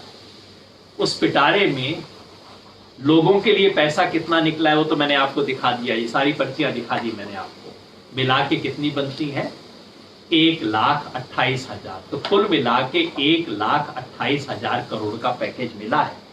1,28,000 करोड़ कितना होता है? हमारी जीडीपी का 1% भी नहीं, जीडीपी का 0.6% बनेगा 1,28,000 करोड़। बाकी देशों ने क्या दिया है? किसी ने 5%, किसी ने 10%। मैं अमेरिका इंग्लैंड से तुलना नहीं करता, उनके पास पैसा है, उनके पास डॉलर है, हमारे पास नहीं है। हर एक को अपनी चादर के हिसाब से पांव फैलाना चाहिए, लेकिन हमारी चादर ही तो जीडीपी है ना। मैं तो खाली जीडीपी की तुलना कर रहा हूं, मैं ये नहीं कह रहा उन्होंने कितने ट्रिलियन डॉलर दे दिए ना। अपने हिसाब से हम तुलना करें, हमारे हिसाब से हमारे पास जितना है, जो हमारे देश की अपनी जीडीपी है, उसका भी हम 1% खर्च नहीं कर रहे। और अगर आज ये खर्च नहीं करेंगे तो कब करेंगे? किस लिए सरकार होती है? देश में चारों तरफ से खबर आ रही। आज सुबह खबर आई 24 मजदूर मर गए। आप कहेंगे ट्रक का एक्सीडेंट था साहब, ट्रक वाले ने किया। इस ट्रक के अंदर इंसान क्यों चल रहे थे? बोरियां जिसमें जाती हैं उसमें इंसान क्यों बैठे थे? क्योंकि उनके लिए कोई व्यवस्था नहीं। सुप्रीम कोर्ट के अंदर सॉलिसिटर जनरल जाके कहते हैं इन लोगों में धीरज नहीं है साहब, ट्रेन चला रहे हैं, पता नहीं ये लोग इंतजार क्यों नहीं कर रहे। तुषार जी, आप ऐसा कीजिए, 12 दिन फाका कीजिए। व्रत करना जानते हैं ना आप, तो 12 दिन आप फाका कीजिए, आप व्रत कीजिए। 13वें दिन आपसे पूछूंगा कि इतना अधीर क्यों हो रहे हो खाने के बारे में। जो व्यक्ति, जो गर्भवती महिला, प्रेग्नेंट औरत 900 किलोमीटर चल रही है, वो पागल नहीं है, वो अधीर नहीं है, वो बेबस है, मजबूर है। और वो मजबूर इसलिए है कि आपने ये स्थिति पैदा की है। इतिहास जब भी इस देश का सच्चा लिखा जाएगा, इन दिनों जो हो रहा है, ये जो तस्वीरें आ रही हैं, ये हिंदुस्तानियों के लिए, हम सब के लिए सबसे शर्म का विषय होगा। जैसे हम सुनते हैं ना पार्टीशन के जमाने में क्या हुआ, कैसी कैसी फोटो देखते हैं, भेड़ बकरियों की तरह लोग लदे हुए हैं, कटरियां उठा के पैदल भाग रहे हैं। वो सब 21वीं सदी के हिंदुस्तान में हो रहा है। और वो सब लोग जो कुर्सियों पर बैठे हैं, चाहे इस पार्टी के हों, उस पार्टी के हों, मुझे मतलब नहीं है। पहली जिम्मेवारी उसकी है जो रेल चलाता है और वो केंद्र सरकार चलाती है। दूसरी जिम्मेवारी है जो कि राज्य सरकार चलाते हैं, जिनकी जिम्मेवारी है कि रेल स्टेशन तक तो आप कम से कम पहुंचाओ, उसके बाद तो उसको जाने दो। तमाम तरह की, मैं किसी एक सरकार, किसी एक पार्टी की दोष नहीं दे रहा। जो जो सत्ता में है, जो जितनी बड़ी कुर्सी में है, उतना बड़ा अपराधी है। जो छोटी कुर्सी पे है, वो छोटा अपराधी है। लेकिन इतिहास हमें माफ नहीं करेगा। इसलिए आपसे सिर्फ एक ही आग्रह करता हूं। आज निर्मला जी 4 बजे फिर भाषण देंगी। मेरा एक रिक्वेस्ट है, सुनिए मत उसको। ये भाषण सिर्फ आपका ध्यान सही समाचार से हटाने के लिए, सही समाचार पे निगाह रखिए। आप सब चूंकि फेसबुक पे हैं, इस वक्त हजारों लोग मुझे सुन रहे हैं। फेसबुक पे चूंकि आप लोग हैं, आप सब कुछ ना कुछ कर सकते हैं। मैं किसी पार्टी का प्रचार नहीं करूंगा, मैं आपसे चंदा नहीं मांग रहा, मैं आपसे करुणा मांग रहा। आप सब लोग, जो तस्वीर आपके मन को सबसे ज्यादा छूती है, उस तस्वीर को लेके आप फेसबुक पे डालिए। प्रधानमंत्री का नाम डालिए, जिस राज्य के मुख्यमंत्री का रेलेवेंट है उसको टैग कीजिए। इन सब से पूछिए ये क्यों हो रहा है, मुझे जवाब दो। जिस देश में अन्न के भंडार हैं, जिस देश के पास इतना अनाज पड़ा है कि हर व्यक्ति को, इस देश के राशन कार्डधारी हर व्यक्ति को 1-1 क्विंटल अनाज पकड़ाया जा सकता है, वो उस देश में लोग भूख से क्यों मर रहे हैं? आप पूछेंगे भूख से कहां मर रहे हैं? मैं आपको कई बार बता चुका हूं, दोबारा बता देता हूं। इसका एक डेटा बैंक है जो कि इंटरनेट पे आप देख सकते हैं। मन में पिछली बार भी उसका हमने डाला था लिंक। 3-4 लोग मिलके इसके रिसर्च कर रहे हैं और उन्होंने बताया है कल परसों तक 126 लोग एक्सीडेंट में मर चुके थे, 100 से अधिक लोग लॉकडाउन के चलते सुसाइड कर चुके हैं और भूखमरी से भी दर्जनों लोग मरे हैं। एक एक केस है, केस की तस्वीर है, उसका ओरिजिनल सोर्स है। तो भूखमरी से लोग मर रहे हैं इस देश में। क्यों हो रहा है इस देश में? जिस देश को इतना बड़ा ट्रेन नेटवर्क है, तमाम दिक्कतें हो सकती हैं, लेकिन इंडियन रेलवेज पे मुझे गर्व है। ऐसी रेल आपको दुनिया में मिलेगी नहीं। हम हिंदुस्तानियों की शिकायत करना तो हमारी आदत है, लेकिन दुनिया में दूसरी जगह जाके जब जेब से पैसा देते हैं ना तो याद आती है इंडियन रेलवे कैसे चलती है। इंडियन रेलवे एक दिन में 1 करोड़ लोगों को ट्रांसपोर्ट कर सकती है, छोटी मोटी चीज नहीं है ये। आप बाकी हटा भी दें, सब जो छोटे रास्ते की ट्रेन है उसको हटा भी दें, बहुत कैपेसिटी है, क्यों नहीं उसका इस्तेमाल हो रहा। ये जो सड़कों पे खून है, ये खून उस कुर्सी पे लगेगा, और जब गरीब की हाय लगती है ना, उसको कोई नहीं बचा सकता। बहुत बड़े होंगे आप, बड़ी कुर्सी पे बैठे होंगे आप, मैं आमतौर पे भाषा बोलता नहीं, लेकिन पिछले 4-5 दिन से, पिछले हफ्ते भर से जब ये तस्वीरें देख रहा हूं, मुझे समझ नहीं आ रहा क्या करें, कैसे करें। हम जिंदा हैं, मुझे तो ये अपराध लगता है कि हम जिंदा हैं और हम कुछ कर नहीं पा रहे हैं इस सवाल पे। आप सबसे अनुरोध है, जो तस्वीर आपके मन को छूती है, इन बड़े बड़े लोगों से सवाल पूछिए, रोज पूछिए, कहिए वित्त मंत्री जी हम आपका पैकेज नहीं देखें, देखना बंद कर दीजिए, कुछ नहीं है उसके अंदर। ये कई बार जो बड़ी बड़ी कुरियर कंपनी का होता है ना, बड़ा सा पैकेज आता है, आप उस पैकेज को खोलते हैं तो डब्बे के अंदर एक दूसरा डब्बा निकलता है, आप उसकी रैपिंग खोलते हैं, उसके अंदर भूसा निकलता है, पैकेजिंग का सामान, स्टफिंग निकलती है, फिर अंदर से कोई एक छोटा सा डेलिकेट आइटम निकलता है। ये मोदी जी का पैकेज वही है, और खोलने की जरूरत नहीं है। समझ आ गया क्या है? आज इस देश को जरूरत है कि हम आप लोग खड़े, हम आप इस सवाल पर बोलें, और अगर आज हम नहीं बोलेंगे तो कब बोलेंगे, कौन बोलेगा? ये प्रश्न छोड़ता हूं मैं आपके साथ। आपके मन में कई सवाल होंगे, जो सवाल आए होंगे उनका मैं उत्तर दूंगा, और सवाल हो पूछिएगा। और कल मैं आपको ये भी बताऊंगा, ये जो मैं कह रहा हूं ना कि पैसा आ सकता है सरकार के पास, सरकार चाहती है तो पैसा रेज कर सकती है, मैं आपको बताऊंगा कहां कहां से रेज किया, क्योंकि मुंह जवानी का हिसाब नहीं, और ये ऑपोजिशन वाली आदत नहीं कि किसी भी चीज की आलोचना कर देना, हाँ जी हो सकता है कुछ भी कर दो, नहीं। एक भी काम अच्छा करेगी सरकार, उसकी तारीफ करनी चाहिए। इस वक्त हम इमरजेंसी में हैं, और इस वक्त एक दूसरे की टांग खिंचाई का वक्त नहीं, लेकिन इस वक्त जो देश के अंतिम व्यक्ति के साथ गद्दारी करेगा, उससे सवाल पूछना हर हिंदुस्तानी का फर्ज है, और वो काम हम करेंगे। सवाल आ रहे हैं, चंद्रकांत पनपलिया जी पूछ रहे हैं, अनुदान है या कर्ज और आम आदमी को मिलेगा, क्या आपको पूर्ण विश्वास है?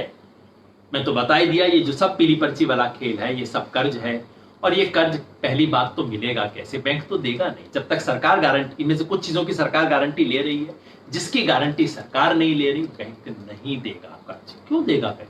और कर्ज अंतिम व्यक्ति को कहां मिलेगा?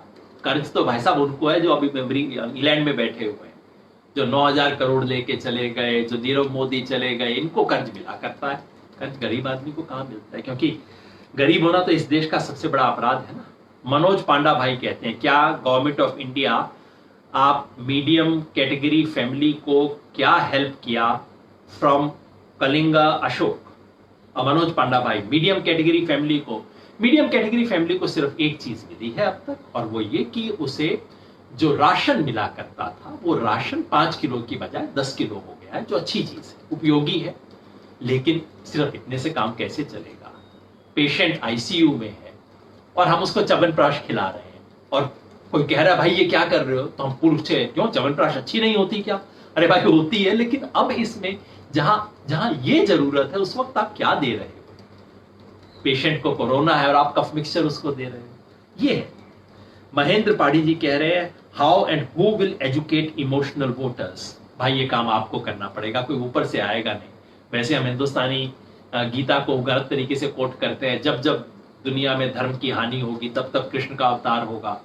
वो कृष्ण आप और मैं, वो कृष्ण कहीं बाहर से नहीं आएगा। गीता का जो गहरा उपदेश है वो ये नहीं है कि कोई ऊपर से कृष्ण आएंगे।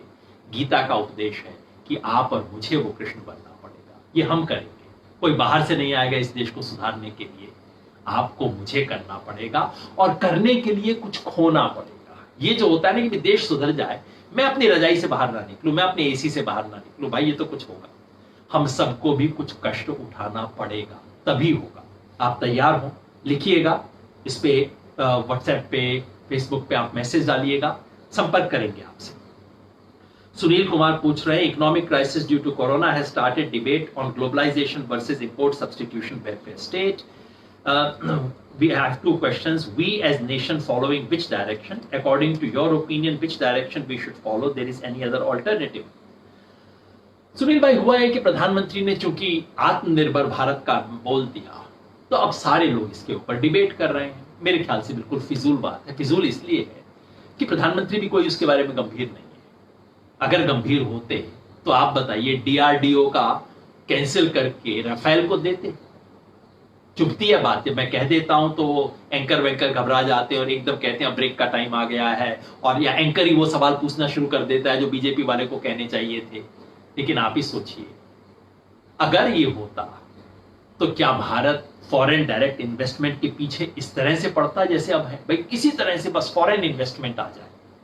भाई आप तय कर लीजिए, पहले तो प्रधानमंत्री खुद तय कर लें कि उनको आत्मनिर्भरता का रास्ता चाहिए या कि विदेशी निर्भरता का चाहिए. आज तक की जो बात है विदेशी निर्भरता का है. आप मेरी बात ना माने, स्वदेशी जागरण मंच से पूछ लीजिए. कहते हैं ना, हमरी ना मानो बजजवा से पूछो. तो हमरी ना मानो, आप स्वदेश जागरण मंच से पूछो. उनसे, जो बीजेपी आरएसएस के लोग हैं, उनसे पूछ लीजिए कि ये सरकार की स्वदेशी नीति के बारे में आपके क्या विचार हैं. आपको पूरा पता लग जाएगा. तो मैं तो नहीं समझता सरकार गंभीर है. अगर गंभीर बहस करनी हो तो फिर मैं कई बातें कहूंगा. कुछ चीजों में हमें आत्मनिर्भर होना ही चाहिए. फूड के बारे में, और भारत अपना इकोनॉमिक डेवलपमेंट अपनी इंटरनल मार्केट के बेसिस पे कर सकता है. हम कोई सिंगापुर थोड़ा ही है. हमारे पास इतनी बड़ी मार्केट है. उसके लिए फॉरेन ट्रेड को छोड़ने की जरूरत नहीं है, लेकिन सेलेक्टिव होने की जरूरत है. लेकिन आज ये फिजूल बहस है, और ये बहस चलाई इसलिए जा रही है ताकि बहस चल सके, ताकि मैं और आप इसके अंदर उलझ जाएं. और जो स्टार्क रियलिटी है, जिसपे बहस हो नहीं सकती, उस सवाल पे हम बहस ना करें. इसलिए सब कुछ खेल हो रहा है. सोनल गुप्ता जी पूछ रहे हैं, can anyone tell what government should do? Will 7,500 rupees used by poor in liquor shops? How will it create demand for non essential goods? दो अलग चीजें हैं. What government should do, Sonal ji, मैंने पिछले हफ्ते एक कार्यक्रम किया था जिसमें मैंने आइटम बाय आइटम बताया था कि 20 लाख करोड़ अगर सचमुच खर्च करने हो तो किन चीजों पे किए जा सकते हैं. वो प्रिंट में आर्टिकल के रूप में छपा भी है. द प्रिंट करके जो पोर्टल है उस पे हिंदी इंग्लिश दोनों में छपा है, और मेरे फेसबुक पे भी होगा. आप उसे पढ़िए. आपने बिल्कुल सही कहा, बिना विकल्प दिए हम विरोध नहीं करते. जब तक मैं नहीं बता सकता क्या करना चाहिए, मैं विरोध नहीं करूंगा. अब आप पलट के पूछेंगे, आप ये बताइए फिर पैसा कहां से आएगा? मैंने इशारा भी किया है, और कल आपके सामने मैं ब्रेकअप भी रख दूंगा कि वो पैसा कहां से आएगा. पैसा आ सकता है, राजनीतिक इच्छा शक्ति चाहिए, हिम्मत चाहिए उसके लिए. और दूसरा है दारू की दरमाद में. इसके बारे में मैंने बार बार कहा है. देखिए, ये जो दारू की दुकान खोलने का सारा चक्कर है, मैं तो इसके ऊपर बार बार बोला है. ये दारू के सवाल के ऊपर हमारे देश में ईमानदारी से बोलने की कोई पार्टियां नहीं होती. सब दबी हुई हैं, क्योंकि सबको 1 नंबर का रेवेन्यू आता है और सबके हाथ में 2 नंबर का पैसा पहुंचता है. देश में आइसक्रीम वेंट खुले नहीं है, चाय की दुकान खुली नहीं है, नींबू पानी खड़ा नहीं है, लेकिन दारू मिलेगी. कैसा मजाक है? क्यों है? क्योंकि सब स्टेट गवर्नमेंट दारू के रेवेन्यू पे डिपेंडेंट करती है. उसको हमें बदलने की जरूरत है. चंद्रकांत जी ने पूछा लिया था सवाल. अरुण प्रसाद जी का सवाल, गांधी जी का असली भारत जो गांवों में बसता है, जो भारत की आत्मा है, जहां अन्नदाता बसता है, आज बदहाल है. आज विभाजन का सदृश्य सरकारों पे दिख रहा है. हुक्मरान संवेदनहीन हो चुके हैं. मेरी आपसे अपेक्षा है कि आप उसे सुनियोजित नेतृत्व प्रदान करें. मैं आपके साथ हूं. अरुण जी, मैं कहूंगा मैं आपके साथ हूं. हम सबको मिलकर करना है. आप अपना यहाँ फेसबुक वाला जो कमेंट बॉक्स है, जो भी साथी जिसके मन में भी वो फीलिंग हो जो कि अरुण जी के मन में है, कि हम सब लोग मिलके कुछ करें. अब क्या बहस करें, कब तक करें? और ये जो सड़क पे मौत हो रही है, जो लोग घिसट रहे हैं, जो बच्चे लटक के जा रहे हैं, अब इस पे बहस कैसे हो सकती है? कुछ करना है. अगर आप जुड़ना चाहें, हमारे साथी कर रहे हैं, करना चाहते हैं, हम खुद इसमें इन्वॉल्व हैं, आप जुड़ना चाहते हैं तो इनबॉक्स के अंदर अपना एक कमेंट अपनी तरफ से लिख दीजिएगा, अपना डिटेल्स भेजिएगा, हम आपसे संपर्क करेंगे. सुरेंद्र कुमार कह रहे हैं, भारत में नागरिकता एकल पूरे देश की है, किंतु मजदूर एक प्रदेश से दूसरे प्रदेश में जाने को विवश है तो उसके लिए अनुमति आवश्यक है, अन्यथा पुलिस उसका रास्ता रोकती है, दंड है. सही कहा आपने, और ये सब तरफ हो रहा है. मैं आपको हरियाणा का किस्सा बताता हूँ. यमुनानगर में हमारे साथी हैं जो पिछले 5-7 दिन से हैं. अब यमुनानगर पंजाब से उत्तर प्रदेश जाने के रास्ते में पड़ता है, जगाधरी यमुनानगर अंबाला में जो इलाका है। इतने लोग जा रहे हैं और पता है क्या हो रहा है, हरियाणा से आ रहे हैं, वो भी बीजेपी का राज्य है, यूपी में भी बीजेपी का राज है। वो यूपी में जमुना को पार करके कई बार पानी में से निकल के पार कर रहे हैं, यूपी पहुंच रहे हैं, पुलिस डंडे मार के उनको ट्रक में बैठा के वापस हरियाणा में भेज रही है। ये क्या हो रहा है? इसका सवाल, इसका जवाब हमें पूछना चाहिए, जवाब हुक्मरानों से पूछना चाहिए। क्योंकि कल जैसा मुझे दिख रहा था, वित्त मंत्री और इन सब लोगों ने तो हाथ झाड़ लिए कि भाई हम क्या कर सकते हैं, देखिए अब ये पंजाब जाने, उत्तर प्रदेश जाने, हम इसमें क्या है। क्यों जी, इन्होंने वोट नहीं दिया था क्या?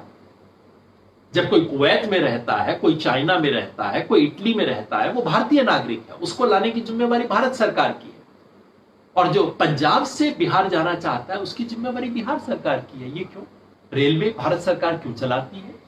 ये सवाल पूछने चाहिए। ये वक्त है सरकारों से सवाल पूछने का। जब तक हम सवाल नहीं पूछेंगे, तब तक हम अपने प्रति न्याय नहीं कर रहे, देश के प्रति न्याय नहीं कर रहे। दीपक भाई पूछ रहे हैं, व्हाई इज इट दैट ये सरकार बस जुमले देती है पर फिर भी हमेशा जीत जाती है इलेक्शन में?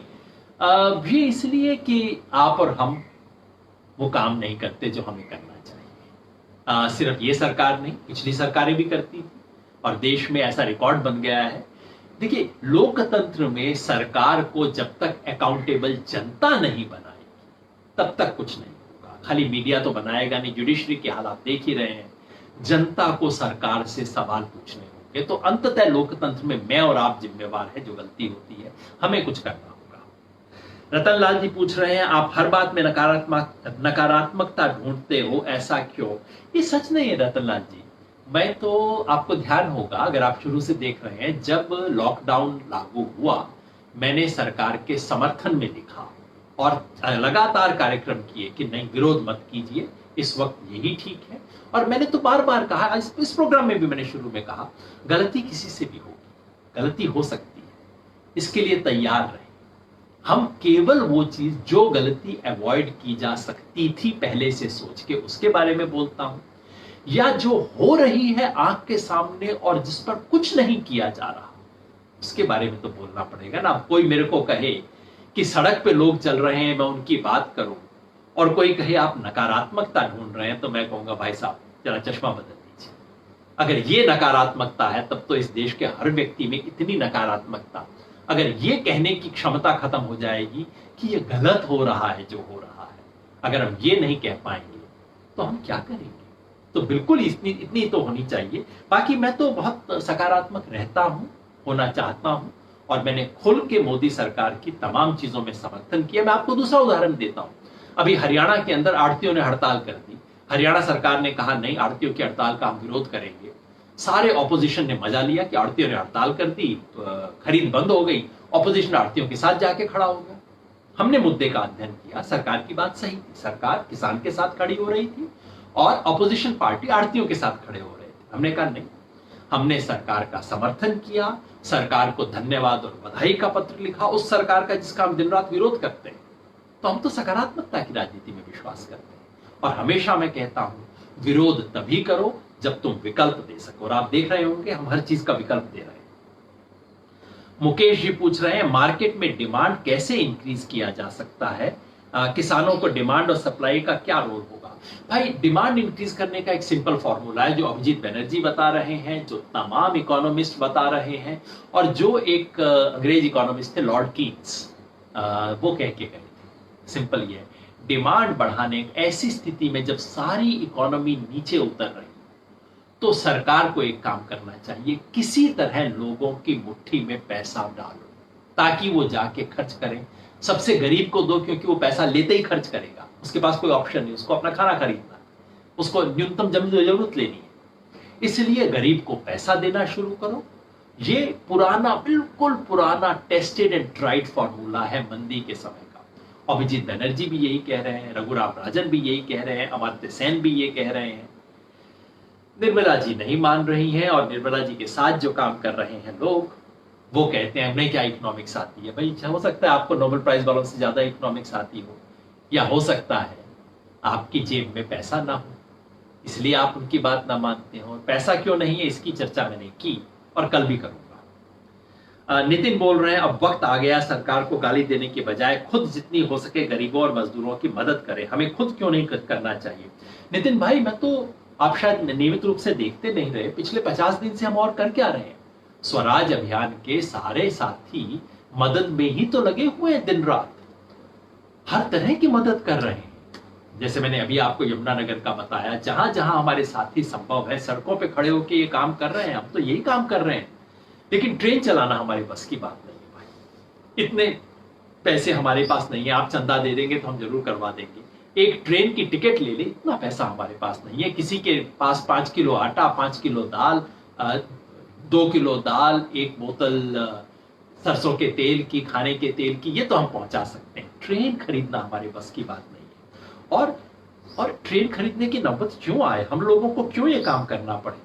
ये काम तो हमें तब करना पड़ेगा ना अगर सरकार ये काम करना बंद कर दे, तो दोनों काम करने चाहिए। ये आइदर और का मामला गलत है कि या तो आप जनता की सेवा कीजिए या आप प्रोटेस्ट कीजिए, नहीं, दोनों करना पड़ेगा। आप जनता की सेवा भी करेंगे, खुद काम करेंगे जो काम कर सकते हैं, और जो काम करने की सरकारों की जिम्मेवारी है उनको चेताएंगे, उनको धमकाएंगे, उनको शर्मिंदा करेंगे। ये सब होना चाहिए, दोनों काम एक साथ हो।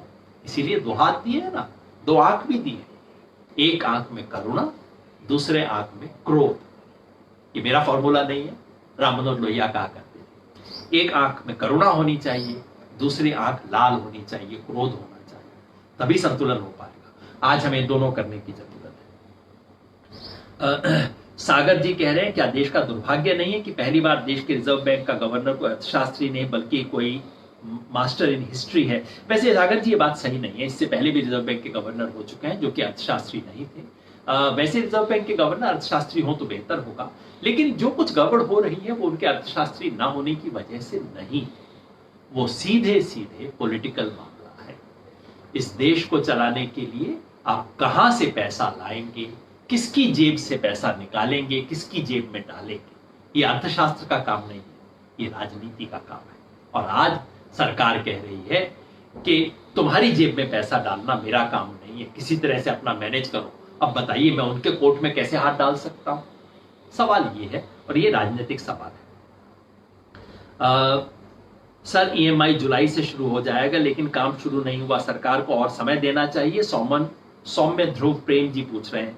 बिल्कुल भाई, सरकार को देना भी चाहिए, और इनमें ईएमआई में खास तौर पे जो मकान हाउसिंग के लिए जो ईएमआई है, और आप कह सकते हैं कि इतने से कम का आपका ये 10 लाख से 20 लाख से कम का जो होता है लोन, उस सब पे कर दीजिए, लेकिन उस ईएमआई में सरकार को भी कंट्रीब्यूट करना चाहिए, इंटरेस्ट सबवेंशन होना चाहिए, मिडिल क्लास के लिए भी होना चाहिए, हाउसिंग के लिए। आपने कार का लिया है, आप उसको निपटिए, लेकिन अगर आप एक घर अपना लेना चाह रहे हैं, पूरी जिंदगी लगा के इंसान किसी तरह से एक घर खरीदता है, उसमें ये वक्त है उसे इंटरेस्ट सबवेंशन करने का। तो सिर्फ टालना ही नहीं, डेफरमेंट ही नहीं, इंटरेस्ट सबवेंशन होना चाहिए, और वो किया जा सकता है। Faustin Matthew, do you think that ruling class is brainless, emotionless, feelingless people, or they are just blind, ignorant, directionless people who just want only a chair to hold on and don't give back anything return to the common man? Faustin ji, दोनों का combination होता है।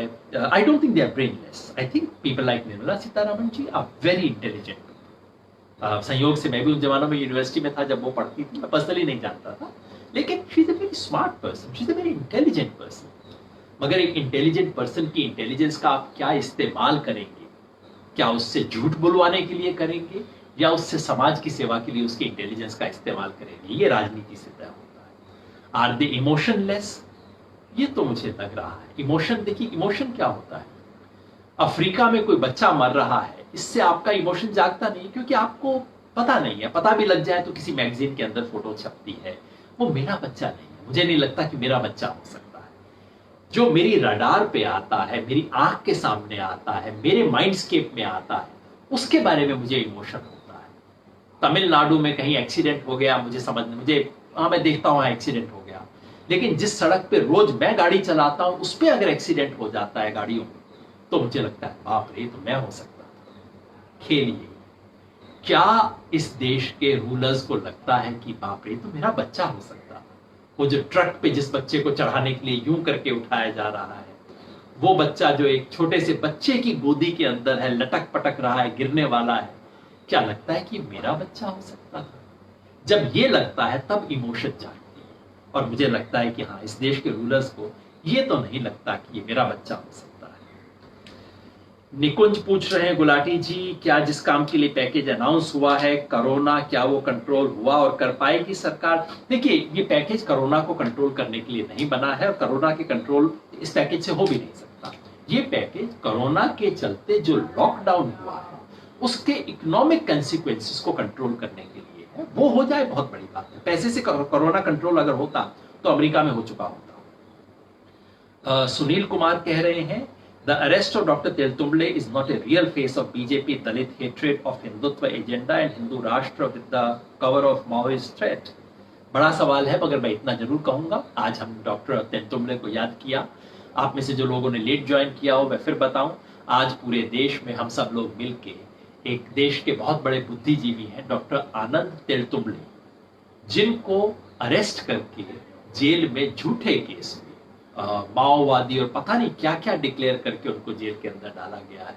ये दुर्भाग्य और शर्म का विषय है कि इतना बड़ा इंटेलेक्चुअल देश का इस वक्त जेल में है, इतना प्रतिभावान व्यक्ति। उनकी जिंदगी के बारे में मैंने बताया, इंस्पिरेशनल स्टोरी है उनकी। तो आज हम सब उनको याद कर रहे हैं, इसीलिए मैंने उनका जो अपना टीपी है फेसबुक पे, ट्विटर पे, वो भी चेंज कर दिया, उनका फोटो एक दिन के लिए लगा दिया है। और आप भी अगर ये करेंगे, मुझे बहुत अच्छा लगेगा अगर हम सब लोग इसको ज्वाइन कर सकें। ये केस बिल्कुल झूठा है और उनको फंसाया जा रहा है, इसके अंदर कोई शक नहीं। ये बार बार उड़ जाता है, क्वेश्चन इसके उड़ जाते हैं। तो बाकी ये क्या हिंदू राष्ट्र का चेहरा है और ये सब, ये बड़े वैचारिक चीजें हैं जो मैं बाद में बात कर सकता हूँ। अभी मैं सिर्फ इस पे फोकस करना चाहता हूँ। पुनीत राय जी का सवाल है, मजदूरों को घर भेजने की व्यवस्था सरकार क्यों नहीं करना चाहती? मैंने तो बता दिया भाई कि ये नहीं। देखिए, दो चीजें हैं। पहला तो ये खेल खो खो चल रही है, मेरी जिम्मेवारी थोड़ी है तुम्हारी खो। दिल्ली सरकार करे, दिल्ली सरकार करती है, बिहार करे, खो खो चल रही है। खो खो क्यों? क्योंकि मेरा बच्चा नहीं है, मुझे नहीं लगता कि कुछ हो जाएगा, मुझे कुछ हो जाएगा। और दूसरा ये कि मजदूर अगर चला गया तो भाई इंडस्ट्री कौन चलाएगा? 50 दिन तक उस मजदूर के खाने की मुझे चिंता नहीं। वो जी रहा है, मर रहा है, मुझे कोई चिंता नहीं। किराए के मकान में किराया कैसे दे रहा है, मुझे कोई चिंता नहीं। पर वो जाने लगा है तो मैं उसको पकड़ रहा हूं। नहीं नहीं नहीं, तुम कैसे जाओगे, मेरी इंडस्ट्री बंद हो जाएगी। बंधुआ मजदूर है क्या? ये जो मानसिकता है, ये इसके पीछे है। मुख्यमंत्रियों के साथ मीटिंग में प्रवासियों को लेकर बोले पीएम मोदी, घर जाने की चाहत मानवीय स्वभाव है। क्या इस आपका क्या विचार है आदित्य अंकुर जी? और आगे वो खुद ही जवाब देते हैं, क्या गर्भवती महिला इतनी दूर मानव स्वभाव की वजह से चले जा रही है? सोच के सुन के मुझे इतनी पीड़ा होती है। क्या कह रहे हैं सरकार के लोग? देखिए, डिस्ट्रेस नहीं है, मजदूर को कोई प्रॉब्लम नहीं है, मगर देखिए, घर जाने की इच्छा तो हर एक की होती है, इसलिए वो लोग जा रहे हैं। घर जाने की इच्छा होती है, इसलिए वो 1500 किलोमीटर साइकिल चला रहा है। आपने वो तस्वीर देखी होगी, रेड़ा सा किसी ने अपनी बीमार माँ को खींचने के लिए, वो जो बच्चों का रेड़ा सा हुआ करता है ना, बच्चे जिसपे खींचते हैं, उस पे वो सैकड़ों किलोमीटर अपनी माँ को लेके जा रहा है। आपने कहा गर्भवती महिला 900 किलोमीटर चल रही है, और उसके बाद हिम्मत होती है आपकी ऐसी बातें कहने की कि स्वाभाविक मानवीय प्रवृत्ति है। स्वाभाविक मानवीय प्रवृत्ति है, आप चल के चलेंगे गुजरात में अपनी माँ के साथ बात करने के लिए? स्वाभाविक प्रवृत्ति है रविशंकर जी, चलेंगे पैदल बिहार तक, चल के देख लीजिए एक बार। कैसे बात करते हैं ये लोग? और ये बात इसलिए करते हैं क्योंकि इन्हें पता है कि बोल दो क्या फर्क पड़ता है, बाद में तो मैनेज हो जाएगा, और कुछ नहीं हुआ तो हिंदू मुसलमान कर देंगे। ये याद रखिएगा, ये सब खेल अब खेले जाएंगे। और भी कुछ सवाल हैं, लेकिन मैं समझता हूं कि किसी एक पॉइंट पे हम करेंगे। अच्छा, ये एक हमारे साथी, can you tell me good moves of the government, be truthful. मैंने, ये है कोदंड राम मदिहल्ली जी, एक नहीं, मैंने तो कई अच्छी मूव्स बताई सरकार की। जैसे मैंने कहा, सरकार ने लॉकडाउन की डिक्लेरेशन की, बिल्कुल ठीक किया। मैंने कहा एक्सटेंड करना ही पड़ता उसको, हालांकि जिस तरीके से किया वो ठीक नहीं था। सरकार ने जो लोगों को राशन का इंस्टॉलमेंट दिया, मैंने कहा बिल्कुल ठीक किया, समर्थन किया। जहां जहां पे लोग आते हैं, उस जहां जहां सरकार ने सही काम किया है, हमने खुले मन से उसका समर्थन किया है और आगे भी करेंगे। क्योंकि राष्ट्रीय संकट की घड़ी है। राष्ट्रीय संकट की घड़ी में आपका मेरा ध्यान इस पे नहीं होना चाहिए कौन प्रधानमंत्री है कौन नहीं है। प्रधानमंत्री आएंगे चले जाएंगे, देश तो यही रहेगा ना। वो देश और उस देश का हित क्या है वो हमारे उसमें होना चाहिए। तो जो उसके हित के लिए कोई काम करेगा उसकी खुल के प्रशंसा करनी चाहिए। आपको शायद ध्यान नहीं, मैंने कर्नाटका की बीजेपी सरकार की प्रशंसा की थी, कहा था कि उसने राशन सप्लाई करने का काम महाराष्ट्र से बेहतर किया क्योंकि आंकड़ा दिखा रहा था। जो सच है वो बोलेंगे, केवल विरोध के लिए विरोध नहीं, लेकिन डर के मारे चुप्पी भी नहीं। जहां विकल्प है विकल्प रखेंगे, सबके सामने बात रखेंगे। तो आप सबसे मेरे 2-3 अनुरोध हैं। पहला, आनंद तेलतुंबड़े की डीपी आज लगाइए। बहुत बड़ा विद्वान है, सिर्फ उसे दलित इंटेलेक्चुअल हम ना कहें, इंटेलेक्चुअल है इस देश का। देश को दिशा दिखाना, social justice, human rights, civil rights ये बताने वाला व्यक्ति है। उसका डीपी आप लगाइए, थोड़ा उनके बारे में पढ़ भी लीजिए, वेब पे बड़ा मजा आएगा। उनकी लिखी हुई चीजें आप पढ़िए, उस बहाने डॉक्टर अंबेडकर से हम परिचित होंगे, वो कीजिए। दूसरा, जो तस्वीर सबसे पावरफुल आपको लगती है उस तस्वीर को आप टैग कीजिए, प्रधानमंत्री को, मुख्यमंत्री को, जो जिसे आप जिम्मेवार मानते हैं टैग कीजिए, सवाल पूछिए इनसे आप और मैं सवाल पूछेंगे। तीसरा, 4 बजे निर्मला सीतारमण जी की प्रेस कॉन्फ्रेंस मत देखिए, उसकी बजाय आप एक कैंपेन को ज्वाइन कीजिए, जस्टिस फॉर तेलतुंबड़े। फॉर का मतलब justice for numeral 4, justice for Teltumbde करके हम ज्वाइन करेंगे। आप ट्वीट कीजिए, आप बातों को सामने रखिए, आप भी इस कैंपेन को ज्वाइन कीजिए। हम सब लोग मिलके इसे सफल बना सकते हैं। कल फिर आपके पास आऊंगा और मैंने आपको वायदा किया है, कल बताऊंगा कि पैसा कहां से आएगा। और कोई भी आपके मन में सवाल हो जरूर वो सवाल पूछिएगा, हम सब लोग मिलके करेंगे। इस समय देश बहुत नाजुक दौर से गुजर रहा है। ये वो महीने हैं जिनके बारे में इतिहासकार एक एक दिन का हिसाब रखेंगे। कई बार सालों के हिसाब को एक पैराग्राफ में लिखा जाता है और कई बार एक हफ्ते को एक चैप्टर में लिखा जाता है। ये उन दिनों से हम गुजर रहे हैं। हमारा बोलना और हमारी चुप्पी दोनों का मायने है, ये करेंगे। आपके पास कोई अच्छी तस्वीर, अच्छे कविता हो, कुछ साथियों ने बहुत अच्छी कविता भेजी है, अब वक्त नहीं है। हमारे साथी राकेश शर्मा ने कविता भेजी है, कई साथियों ने कविताएं भेजी हैं। कल कुछ कविताएं भी देखेंगे, कविता, चित्र और आपकी हमारी बातचीत, साथ में हिसाब कि पैसा कहां से आएगा। ये देश इतना गरीब नहीं है, ये साबित करूंगा मैं कल। बहुत बहुत शुक्रिया।